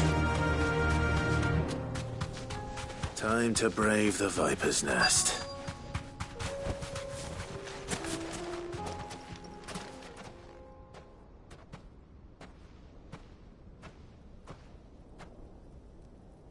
Just you, is it? Thought I might have laid it on a bit thick. It was a fairly unconvincing tale. So, what now? That's up to you. Die a slow death, or a quick one. Boys, he's all yours. But that sword is mine.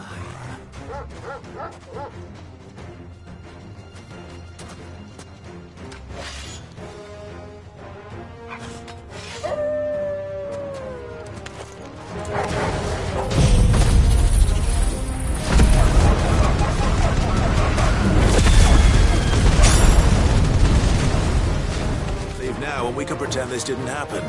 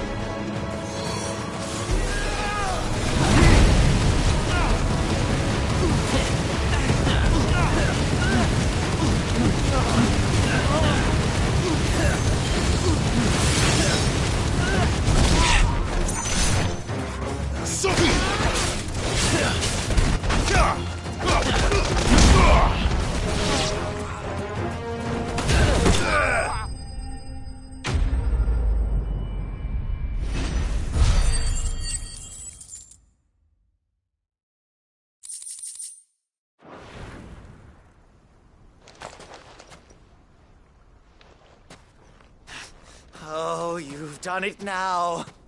Go on. Tell me what I've done. When the Borgwyn finds out you've killed his men, he'll have your head. He only wanted that bull of a manservant, the dim one always clinging to Karen's skirts. You weren't even supposed to be here. Who the hell are you, anyway? What were you going to do to him? The Borgwyn wanted him to get to Karen. I was only supposed to point the lamp in the right direction once he arrived in Dalimil. But then you turned up. Well, go on then. If you're going to end me, end me. You're not worth the effort. Now be gone, before I change my mind. Fucking coward! I need to find Goetz. Right now.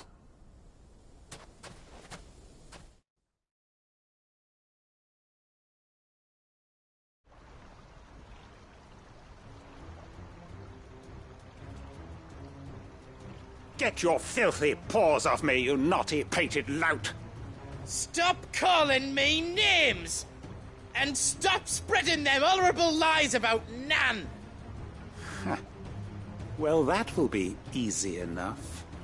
For they are not lies. Every last word is true.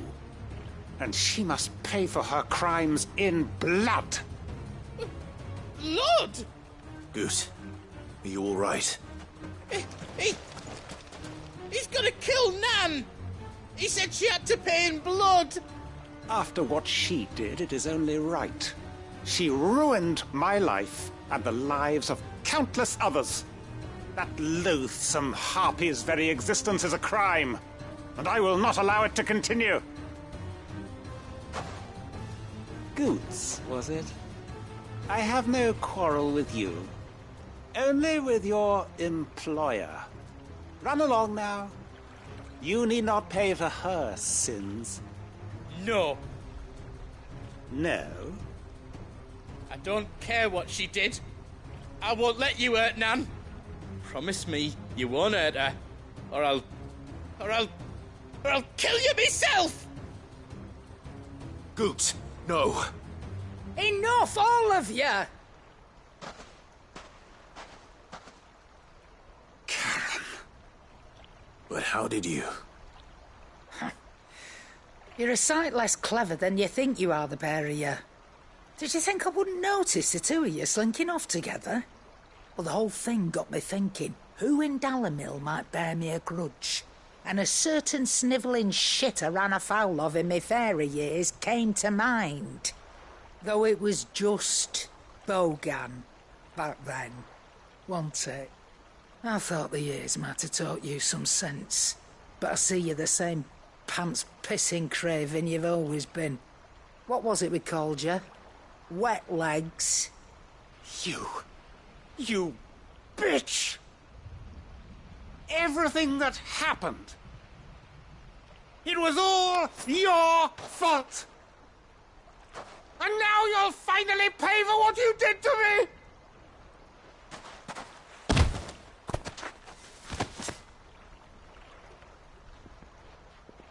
Goose, you... If you want a piece of Nan, you'll have to go through me. Fuck!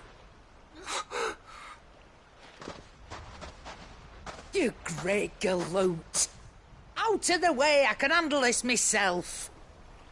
So, wet legs, you remember what you told me when we last met? An eye for an eye. Wise words, Sam. Wise words. And now, it's time to collect.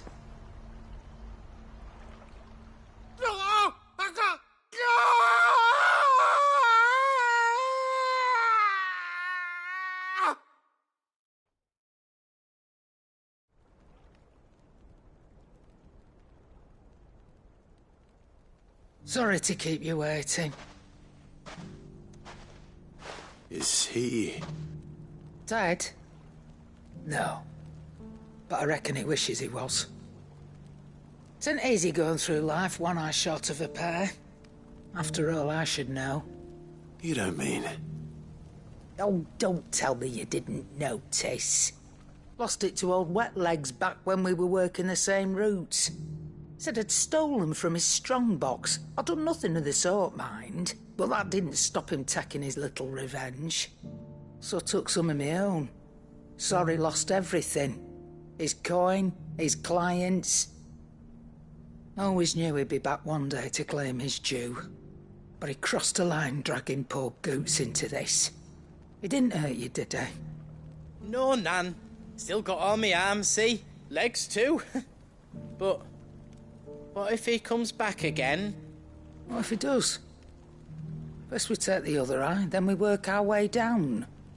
He'll learn his lesson soon enough. But something tells me the Wet Legs has learned it already. Right. Let's get you back to the hideaway. You've attracted quite enough attention already. Ta-ra, Clive. Remind me never to cross you, Karen.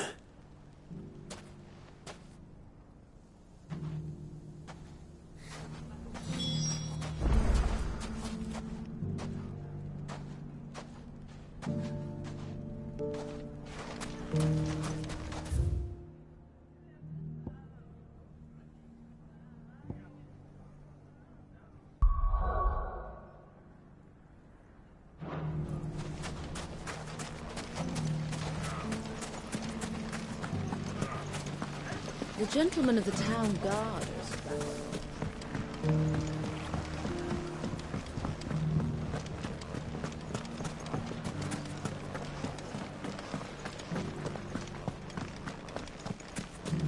You fought very bravely. The safety of the town is in our hands.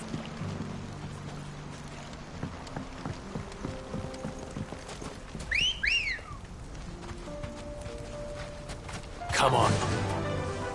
Fly, Ambrosia.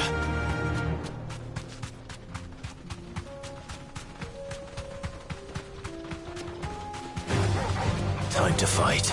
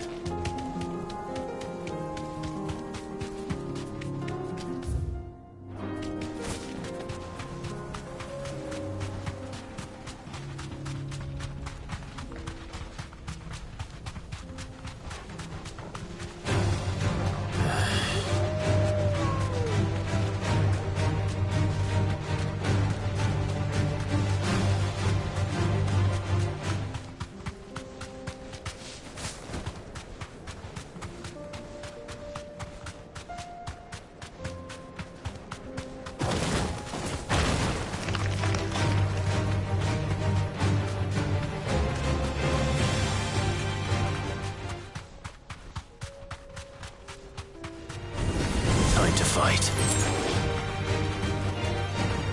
Be safe.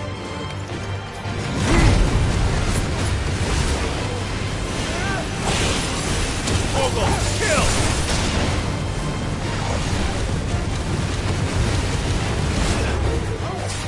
Nice try.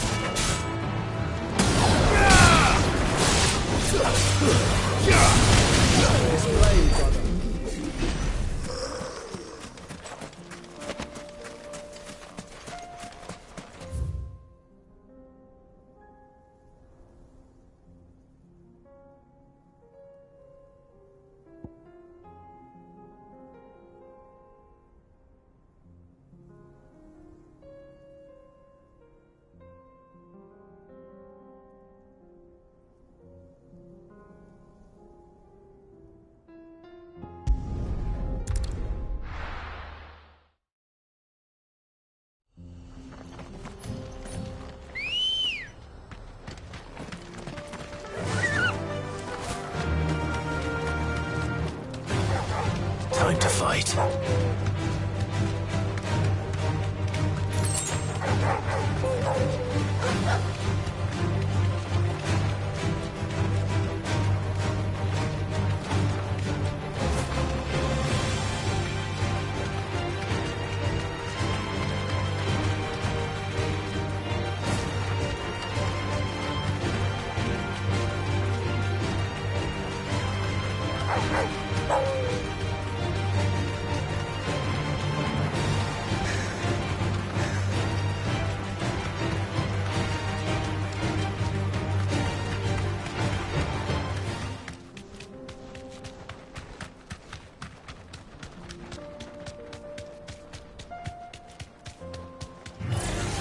All right.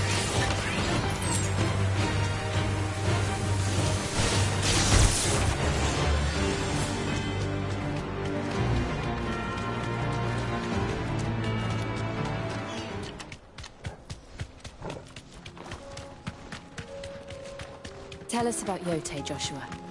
She's strong-willed, loyal, and deadly with a blade. Much like Clive, but with better manners.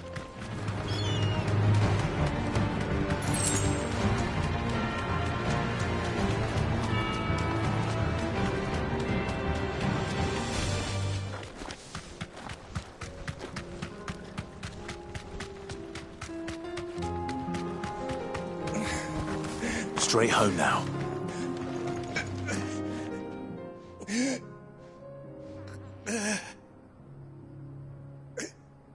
You're injured. What happened here? Where are your comrades?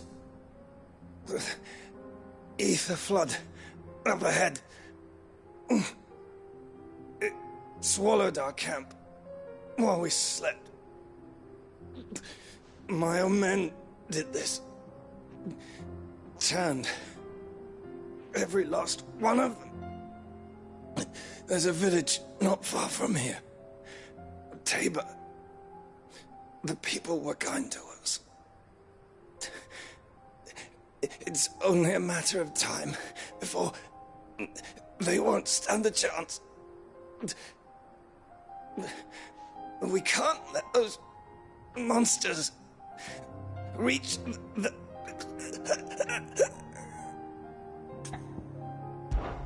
I'll go. You catch your breath. Thank you. Our encampment is up ahead. Just off the track. They must not reach Tabor. Forgive me, Lord Kuka. Rest well, soldier.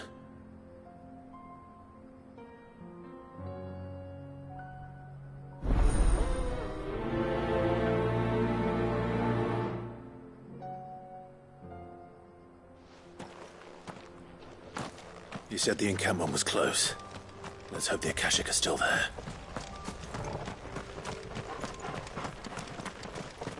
Another ether flood. They're everywhere now. We can't go round it. Then we'll just have to be careful.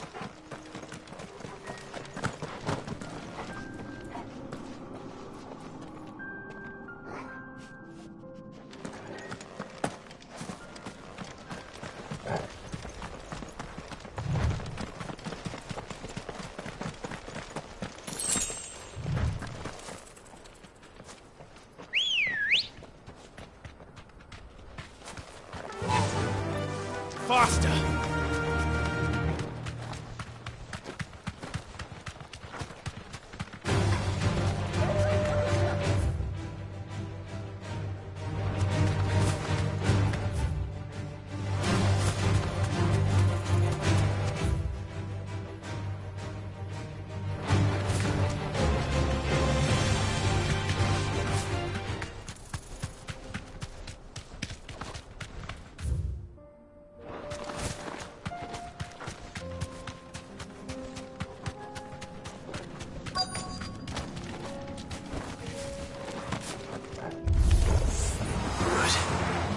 Got here in time. Kill!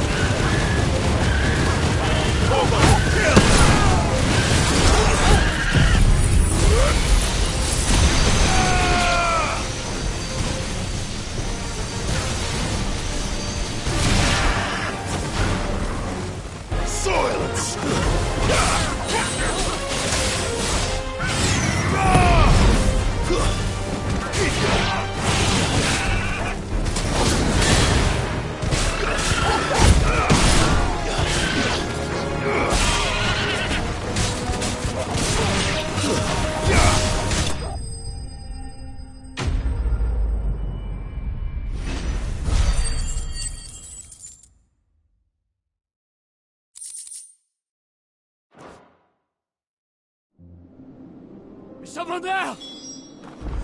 Please, I can't move my leg. That doesn't sound like an Akashic.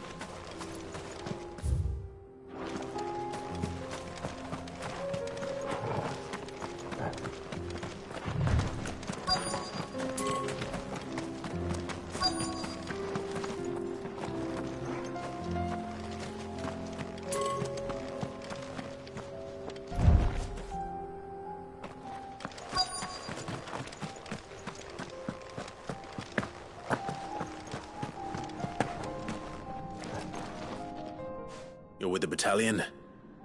I am. I heard the fighting. Are the others? Taken care of. One of your brothers in arms told me what happened and asked for help. Another survivor? Where is he? Tell me. His wounds were too deep.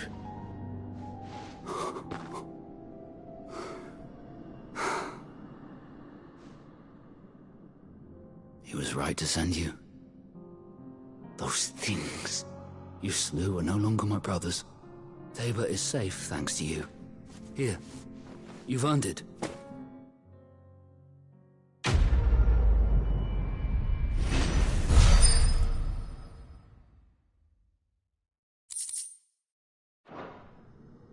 You seem familiar. Have we met? You must have me confused with someone else. Wait. That scar. Son of a whore. You're Cid. I was there, in Cosnis, when you killed my brothers. I was there in Rosalith, when you killed my commander! My war with Hugo Kupka is over. I bear no ill will toward those who followed him. And what of my ill will? Coward! Draw your steel. Lord Kupka shall be avenged!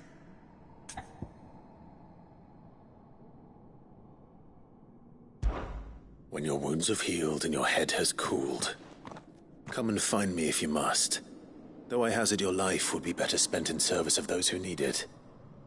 Or have you forgotten your oath to the Republic? My oath? What would you know of oaths? I know how hard they are to keep. Which is why I'm giving you the chance to keep yours. No.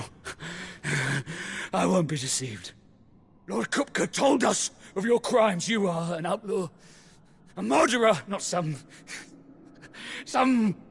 man. Like you or anyone else. I am nothing like you. But if you're not gonna kill me, then go.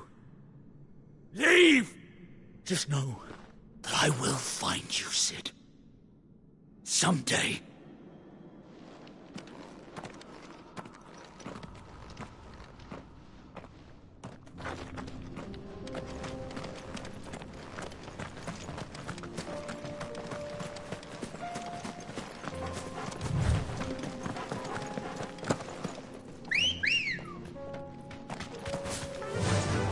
Run like the wind.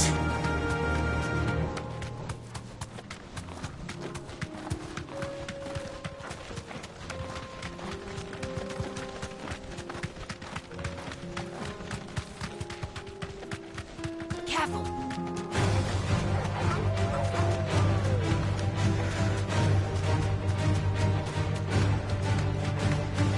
We're nearly there.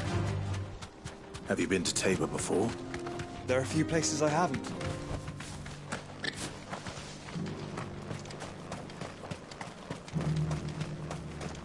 Where now, Joshua? There is a residence just inside the city gates. She awaits us within.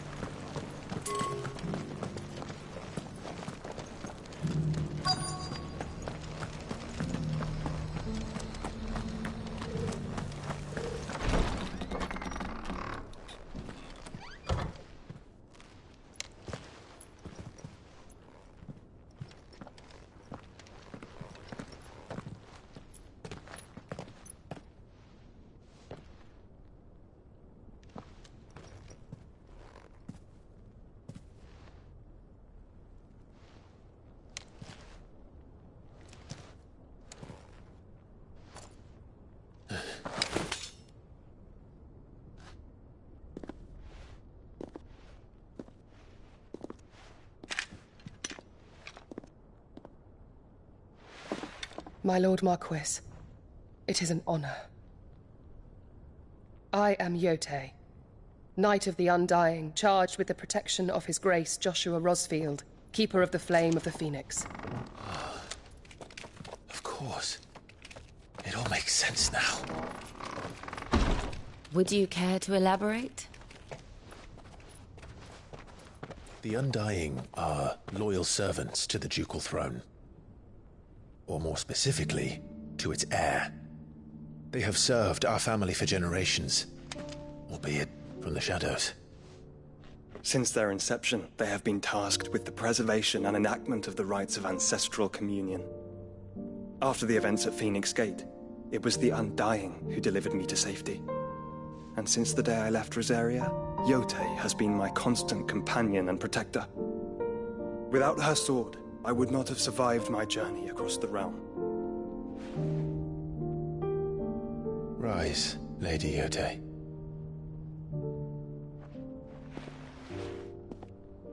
You saved my brother.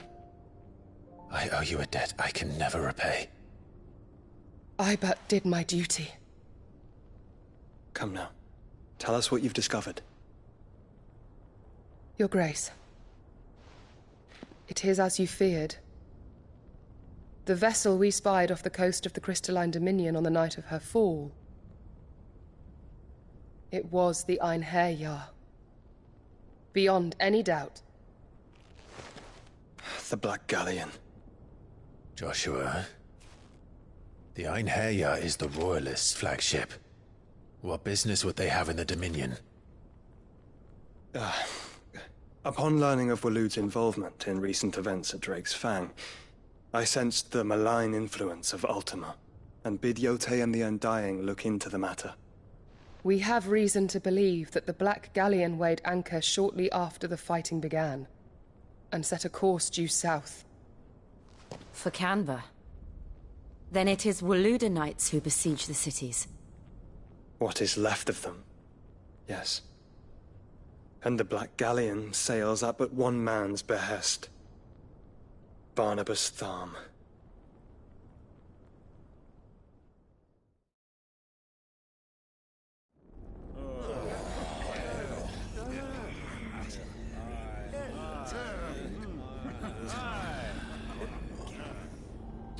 But are we truly safe here in the Agora? The city guard have been paid, if that's what you're implying. All the more reason for them to run. Well, you are free to leave, Lord Minister. Markets abandoned, warehouses aflame, blackened hulls choking every port in the capital. Canva is ruined. The realm teeters on the brink of chaos, and all you can think about is commerce! Forgive us. We were not aware Dhalmekia now subsisted on charity. How dare you!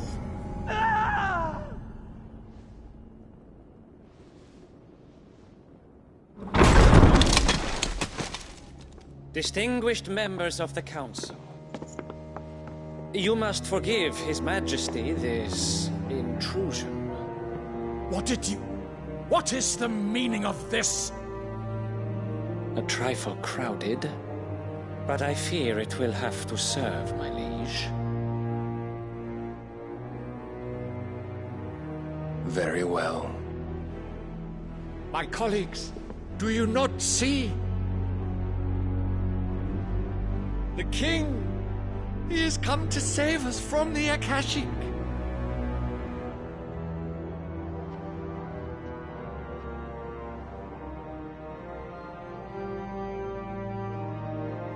He is a gift from the heavens, divine intervention, our very salvation. And of course, if it is compensation he requires, we would be most willing to negotiate a fair price for services rendered. Fools!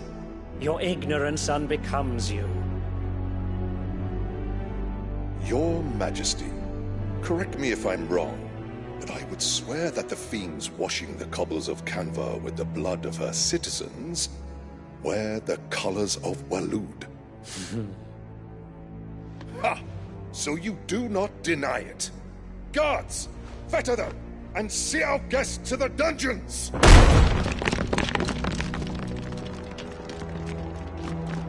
Enough.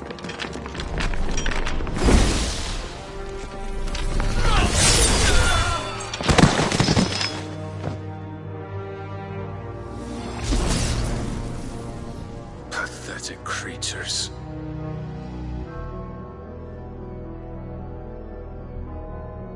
That you should imagine yourselves worthy of salvation. The girl is still here, somewhere in the city, her consciousness fair dripping with her late father's hubris. A consciousness to which Mythos is inextricably bound and inexorably drawn. See that he is made welcome. Yes, Your Majesty. Come, Mythos. Surely the prince's light cannot have sated you.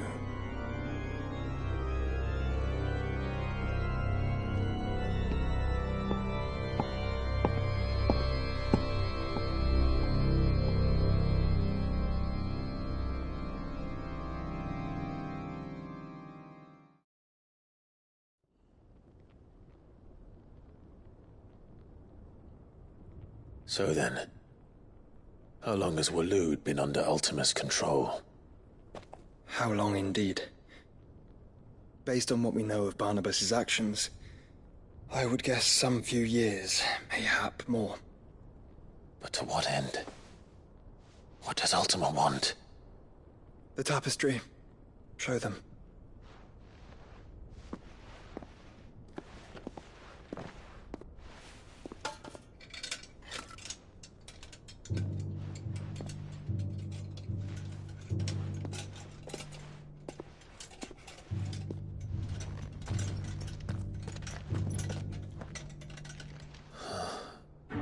By the flames.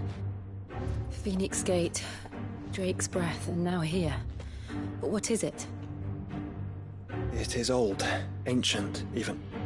Naught remains of the faith it represents, save what can be gleaned from the image itself.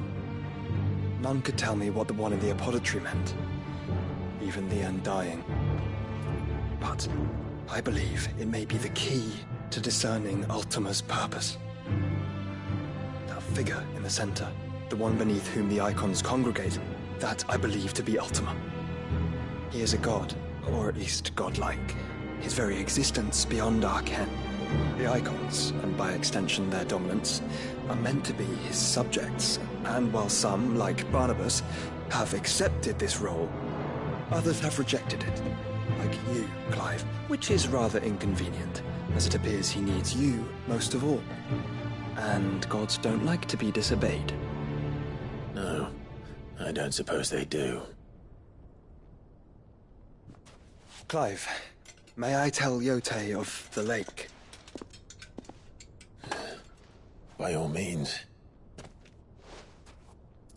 Yote, I will be accompanying my brother to the Free Cities. Whilst we are afield, I would have you watch over those Clive has made his wards. Omielos delan tuisag ilith. Though well concealed, the hideaway lacks trained fighters to defend its occupants should they be discovered. But it is my duty to... As it has ever been my brother's duty, remember. If that is your wish, Your Grace. But please be safe. If aught were to befall you, You have my word.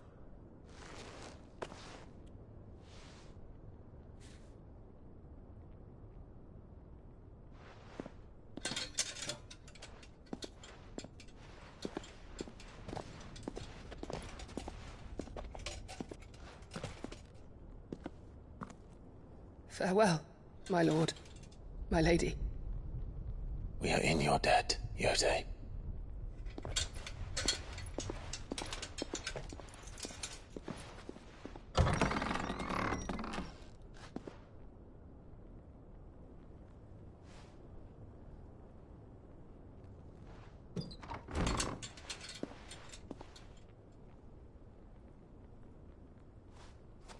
Let's find our friends.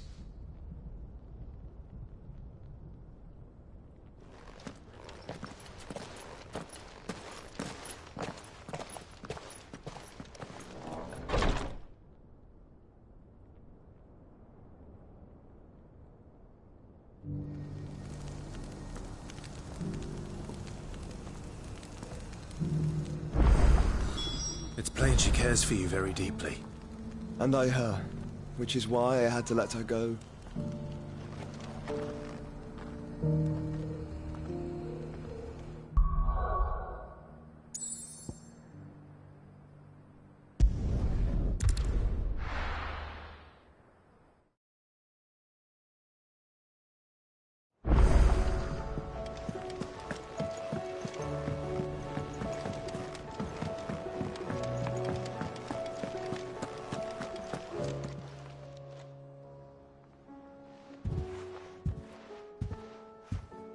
Nothing like a dish of cold vengeance to foul the gut. I'm sorry, Nan. I didn't mean to make things worse. I just thought I had to protect you. Like you've protected me. Aye, well, someone had to. Your parents certainly didn't give a whit for your well-being. Reckon the both of us would be worse off if I'd not taken you on. You've always been me right eye, Goots. And I'd have you stay that way. So don't you dare go looking for trouble again. Well, I will. If you ever need help, I'll do it again and again, and you can't stop me. Why, you big lump. Fine.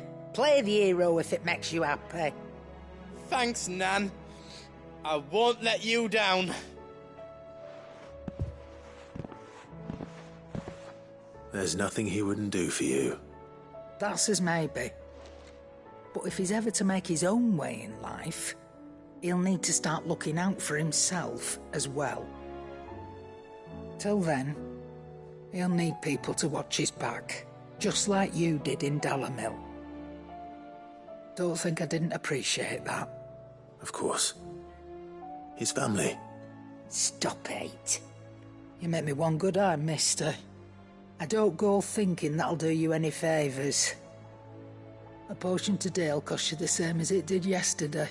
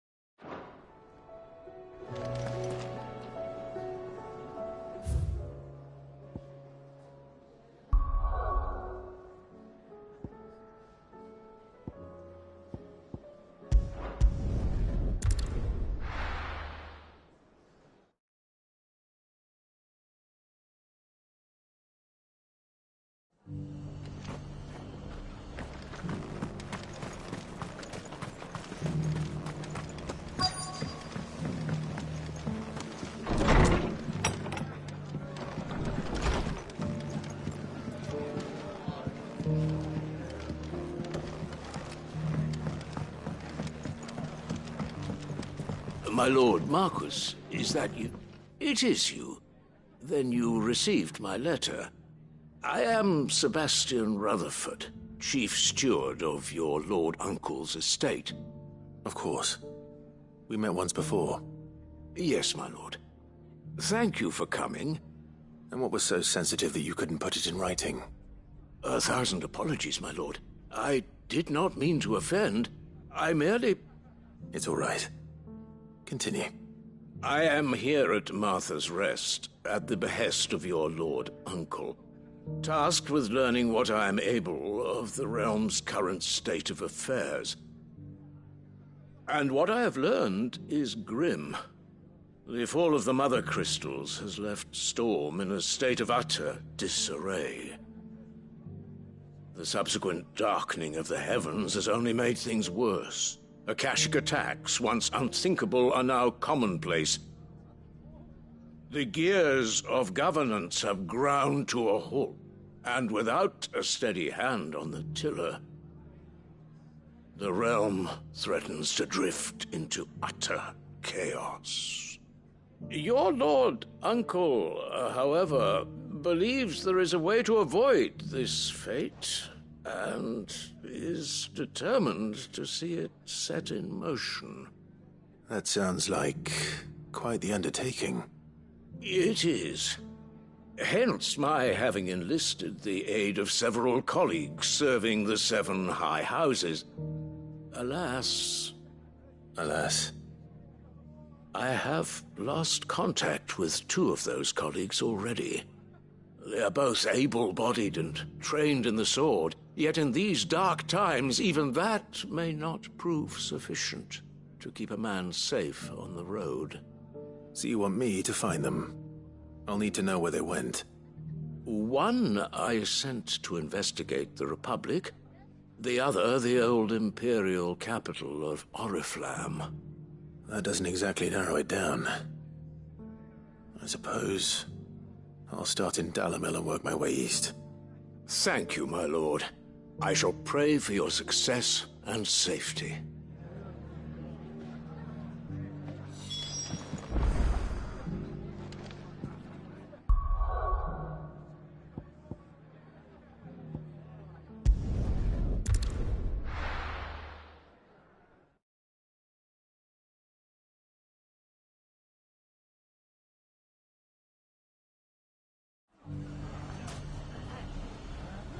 It's not going to be easy finding one man in an entire republic. Let's hope someone here's seen something. Mummy? The gentleman of the town guard.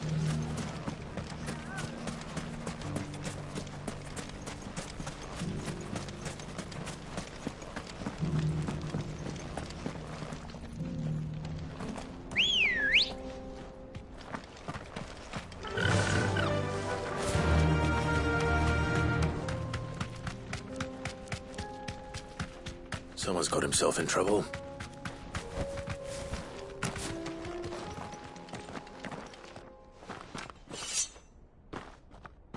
I don't see your master here, so you can start by giving us all the coppers in your purse.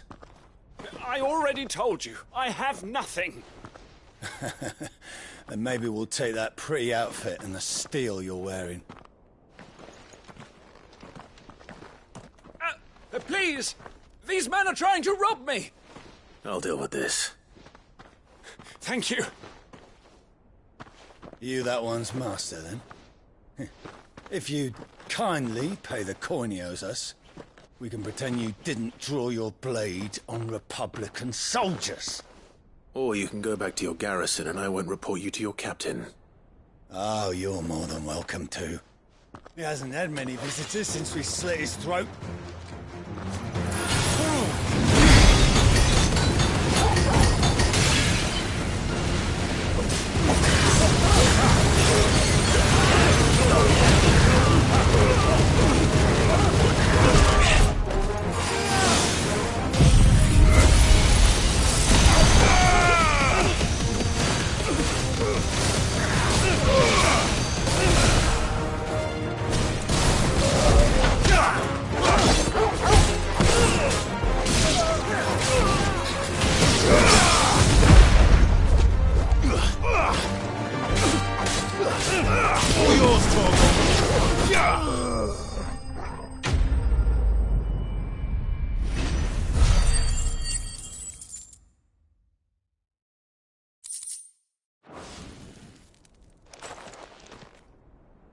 I'd expect as much from Hugo's faithful, but these were men of the fist. Much has changed in the Republican army since they lost their rock. You've seen this kind of thing before, then? Many times. I was sent here to observe the situation. You're one of Rutherford's men. He sent me to look for you. Well, then you have my thanks. I fancy I could defend myself against one, perhaps two, but a whole regiment. I arrived in Dalimil several days ago, but when I called upon the captain of the local garrison to make inquiries, his men confiscated my effects and locked me in a cell. The captain is no more, and his men make the rules now. Fortunately, I was able to bribe my way free, only to be stopped again by those soldiers you so kindly dispatched. What of the Fist Central Command? Surely they wouldn't allow such lawlessness amongst their ranks. I would imagine they are unaware of it. Most of the army has fallen back to the capital and hunkered down behind her walls. Those who weren't recalled now rule the fringes unchecked, answering to no one but themselves. Then it's worse than we imagined. You should return to Rosaria. It's not safe here. I'll find a caravan heading north. You won't mind if I borrow one of these soldiers' coin purses?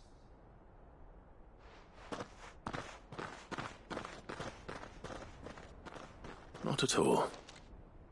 Now, to find this second associate of Rutherford's. If he was bound for Oriflamme, I'll start at Northreach and see if I can pick up his trail.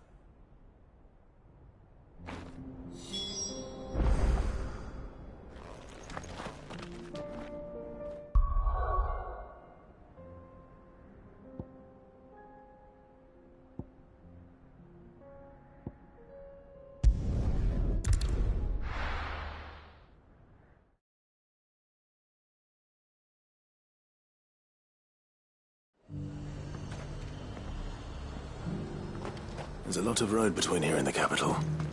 Rutherford's man could be anywhere. Nothing like a little unrest.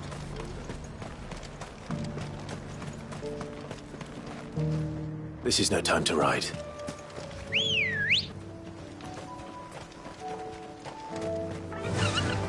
Faster!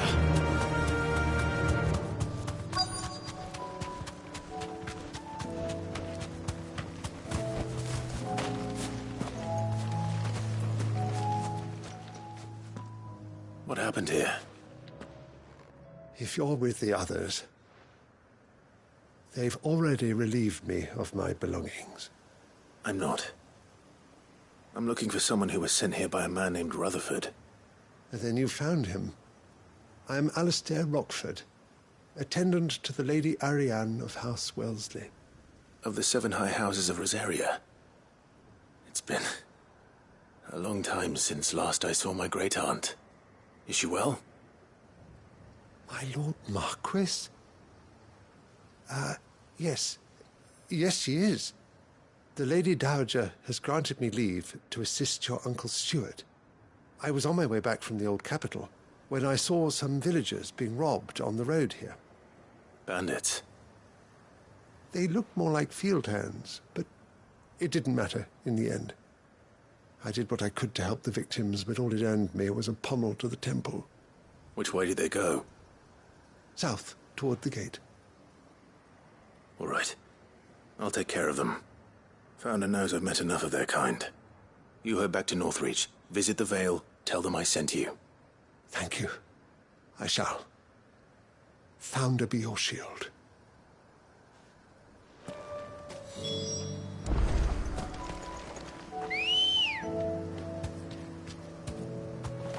Good girl. They just couldn't resist, could they?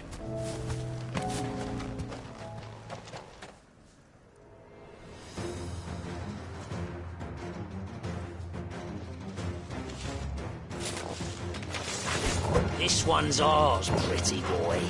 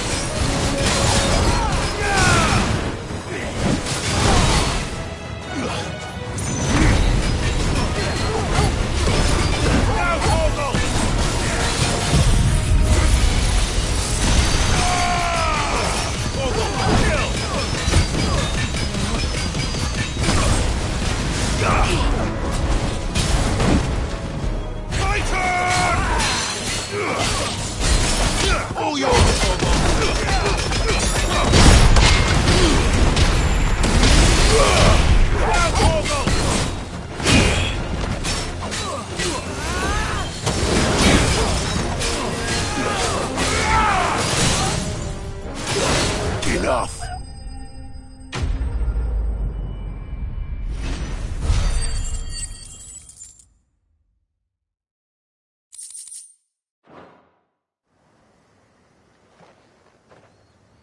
Make for the town while you can. There may be more bandits nearby. You don't need to tell me twice. Many thanks, traveler. This looks to be all of them. I thought I told you to make for the Vale. And stand by as ill might befall the heir to the ducal throne. It's just Clive, and I'm fine. which is more than can be said for you. I will survive. Strange that the garrison wouldn't intervene in such a brazen attack so close to their gates. The garrison have their hands full inside the city. Some days they don't even send out patrols. There are few hands left to work the fields, and even fewer to transport the grain. The market stalls are nearly bare, and the price for what remains is exorbitant. It's not uncommon to see a fight break out over a crust of bread. When I said the ones who attacked me didn't have the look of bandits, I meant it. They were probably just desperate. Rockford, listen to me. If you are to continue your investigation, you first need to seek the attention of a healer. Of course. I shall return to Northreach right away. But allow me to thank you first. Had you not happened along, Don't thank me. Thank Rutherford. It was he who sent me. I suppose he'll be wondering where I've got to. I shall send a Bastolus as soon as I'm able. Good day.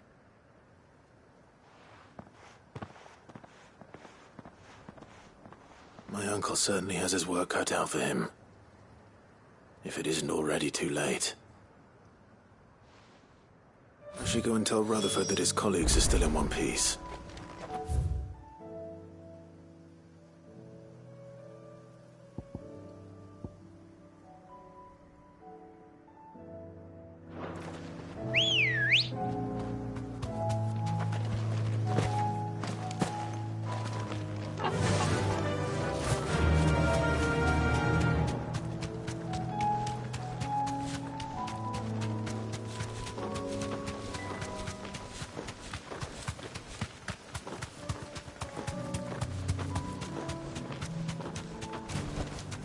I can walk from here. Nothing like a little unrest. But there were ghosts at the gates not days ago. You needn't fret. The creatures are...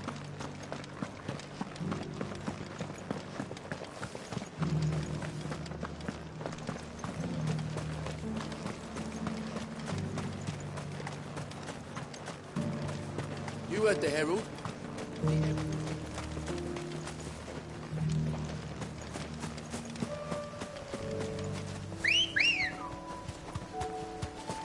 Let's go.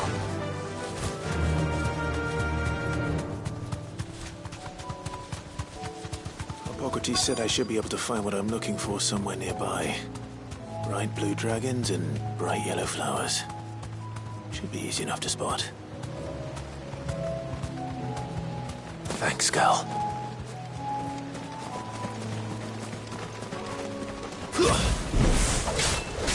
Must be our way then. Right. Let's get this over with. All yours, Torgal!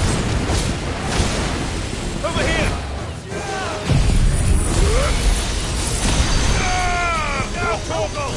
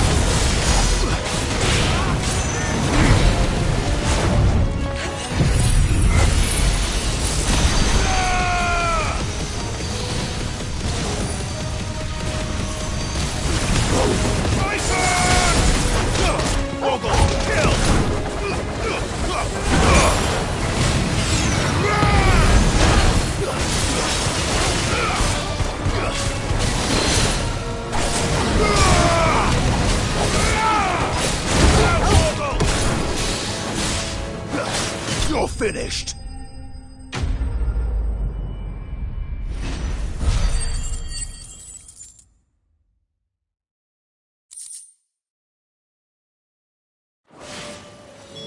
That's the wyvern's liver. Now I just need to find the herbs. Bright yellow with a heady scent.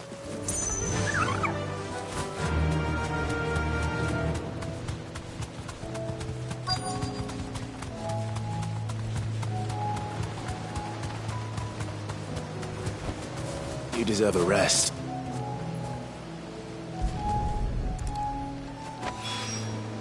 I think that's everything Molly needs to resurrect her recipe. Better head back.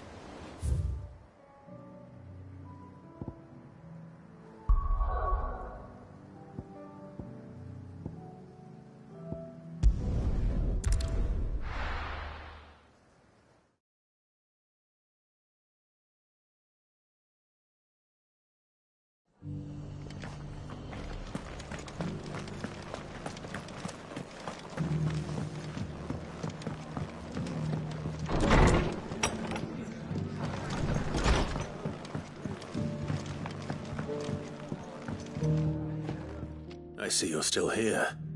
The Rest's location affords a constant flow of traders, and with it, a constant flow of information.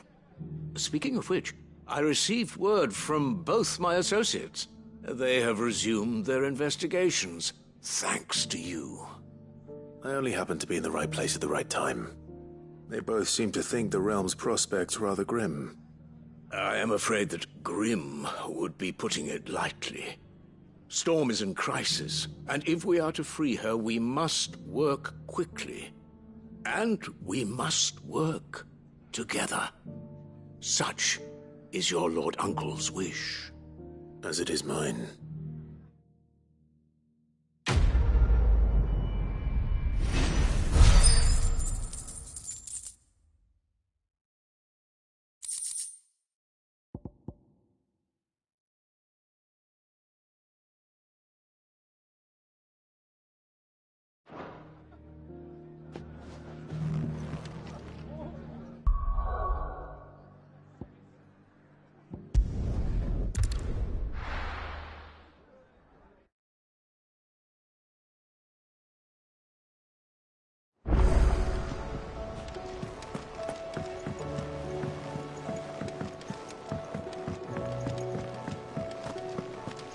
Seems the hideaway's lost its appetite.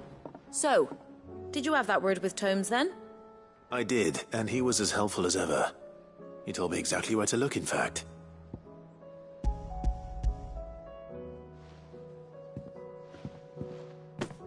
And what precisely will I be cooking up? Or is it better not to know? Blueback wyvern liver. And, a herb known as Saint's Bonnet. Ah, wyvern livers, was it? Well, at least it weren't actual worms, I suppose. Now then, you stay right where you are. I've got some cooking to do. Let's hope these grand old chefs of yore knew what they were on about.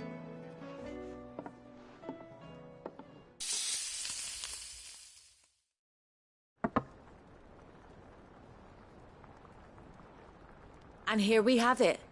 Fried mortress of skyworm. Ivan's offered to make sure it's fit for consumption. Well, I say offered. He as good as begged. And rightly so. Is there any higher honour than partaking in a slice of culinary history?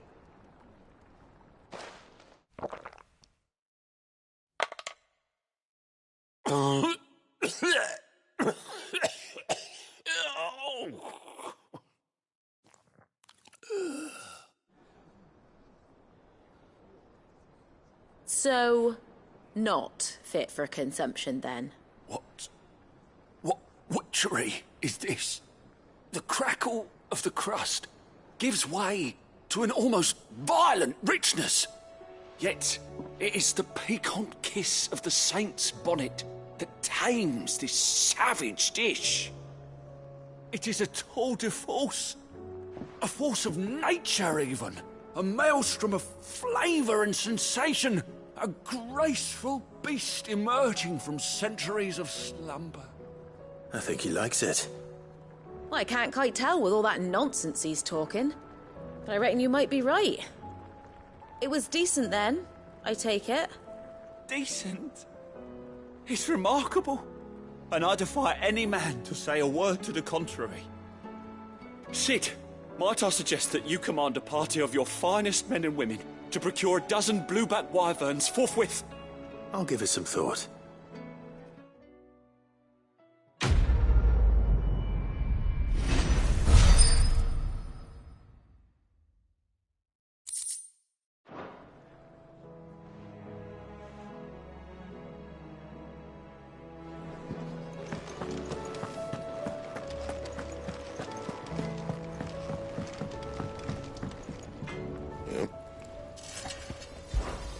So, will it be?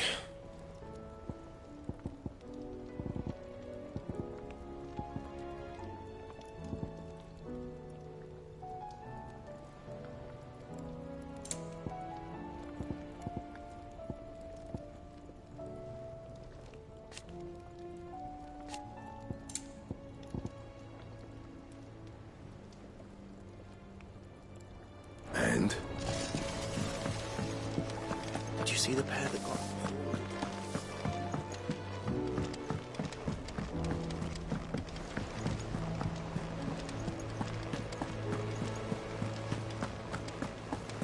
Did you see that? Tell me you thought.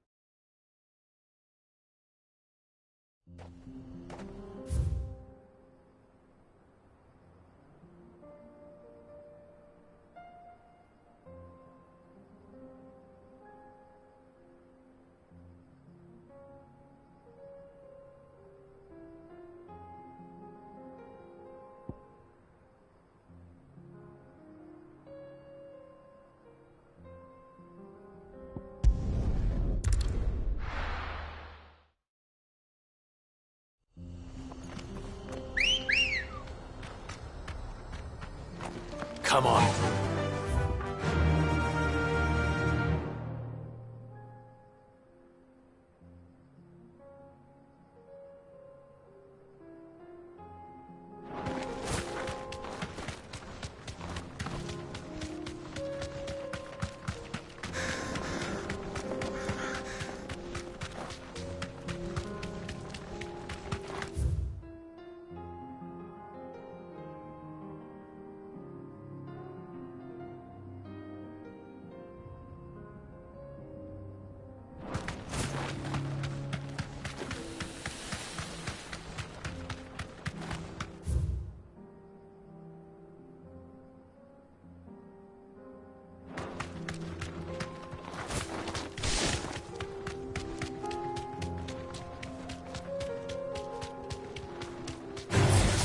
Time to fight.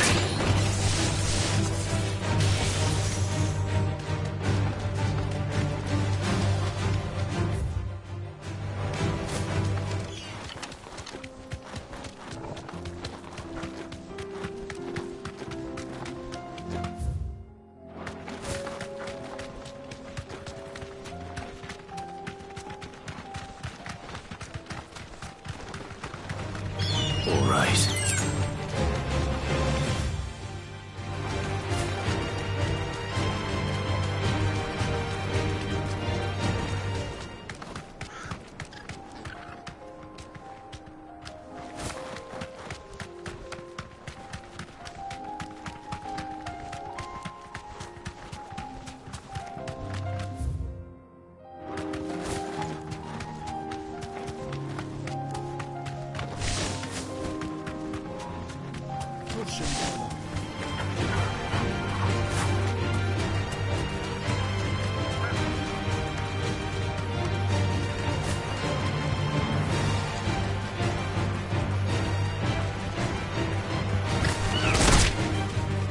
deserve a rest. Let's try.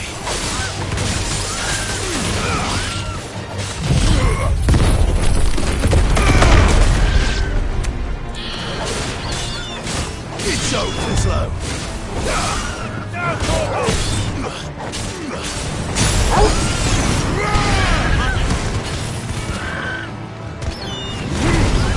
Let's try.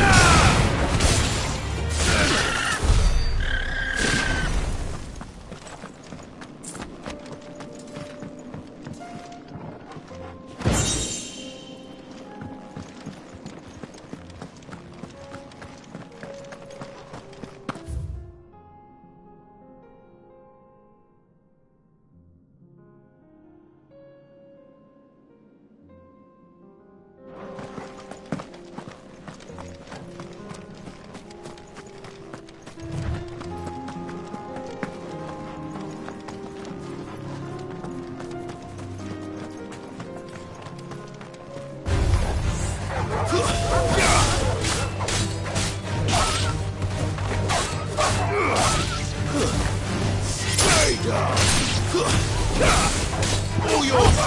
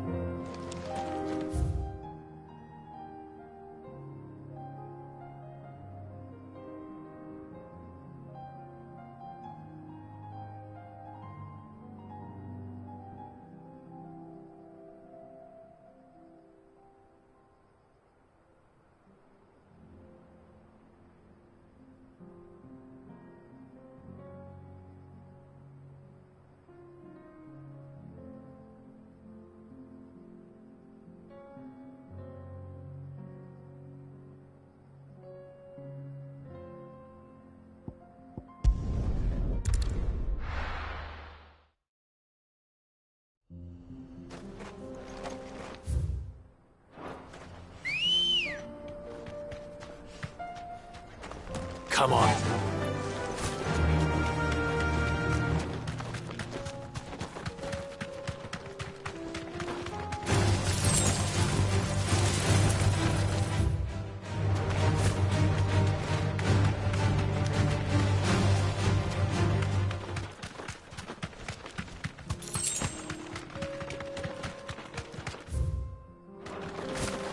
Quiet.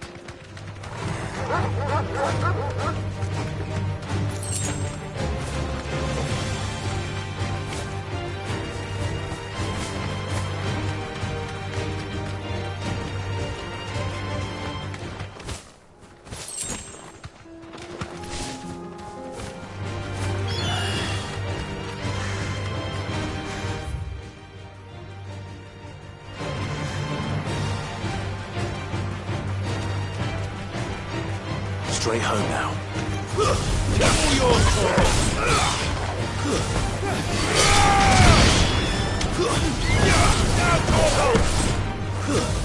Stay down.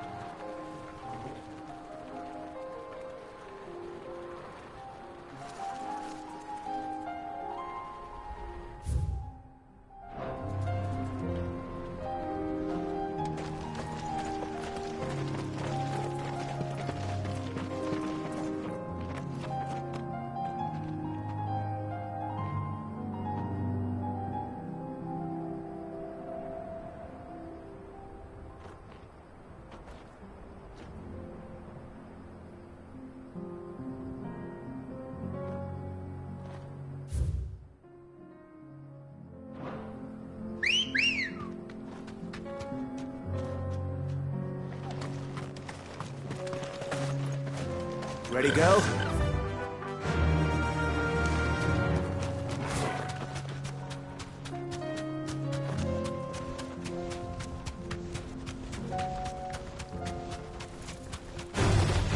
No mistakes.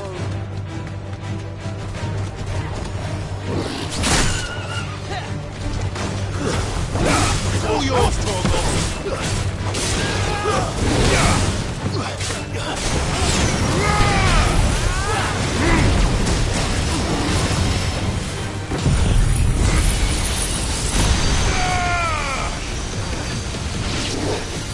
Farewell!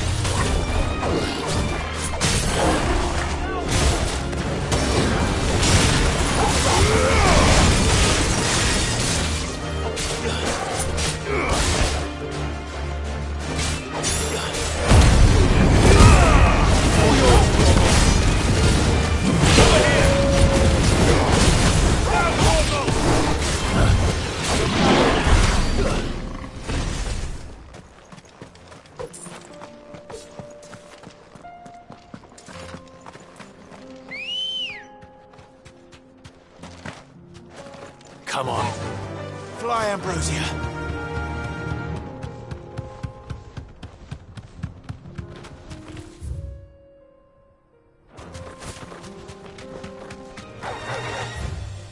All right.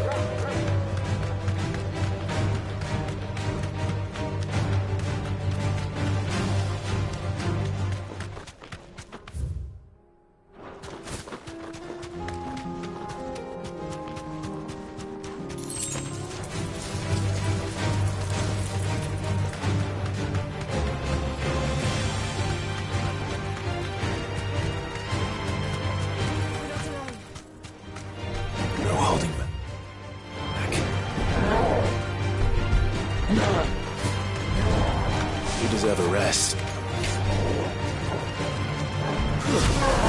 All yours, Torgal!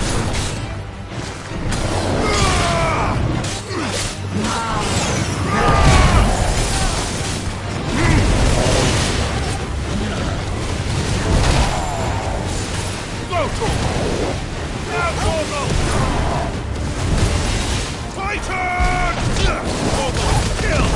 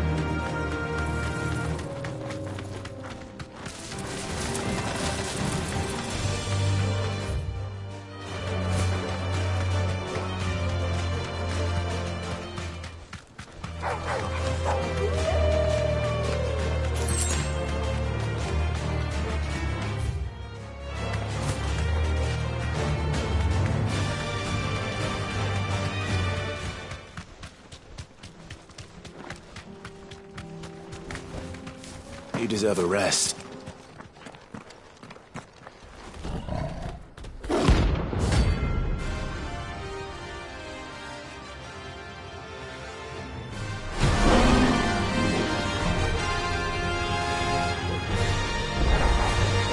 Playtime for the pack, is it? Let me introduce you to mine.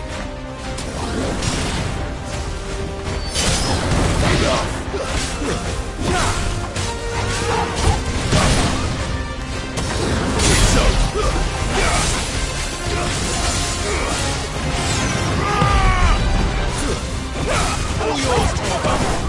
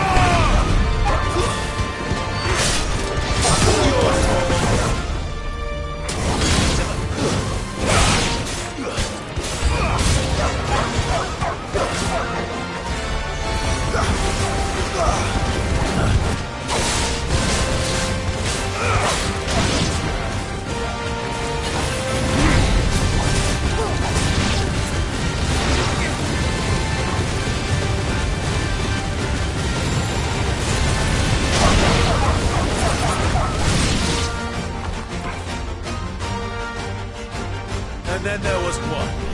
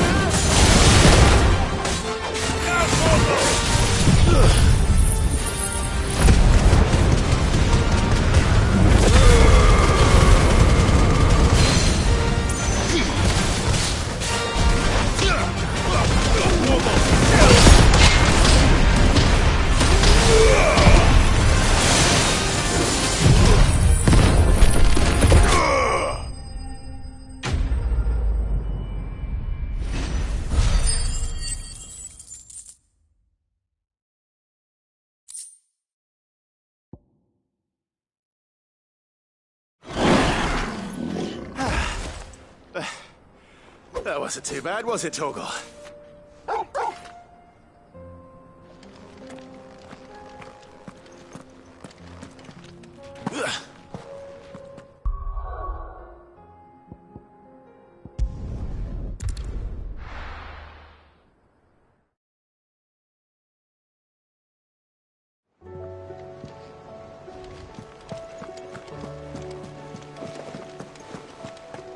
Did you see that? Tell me you saw that.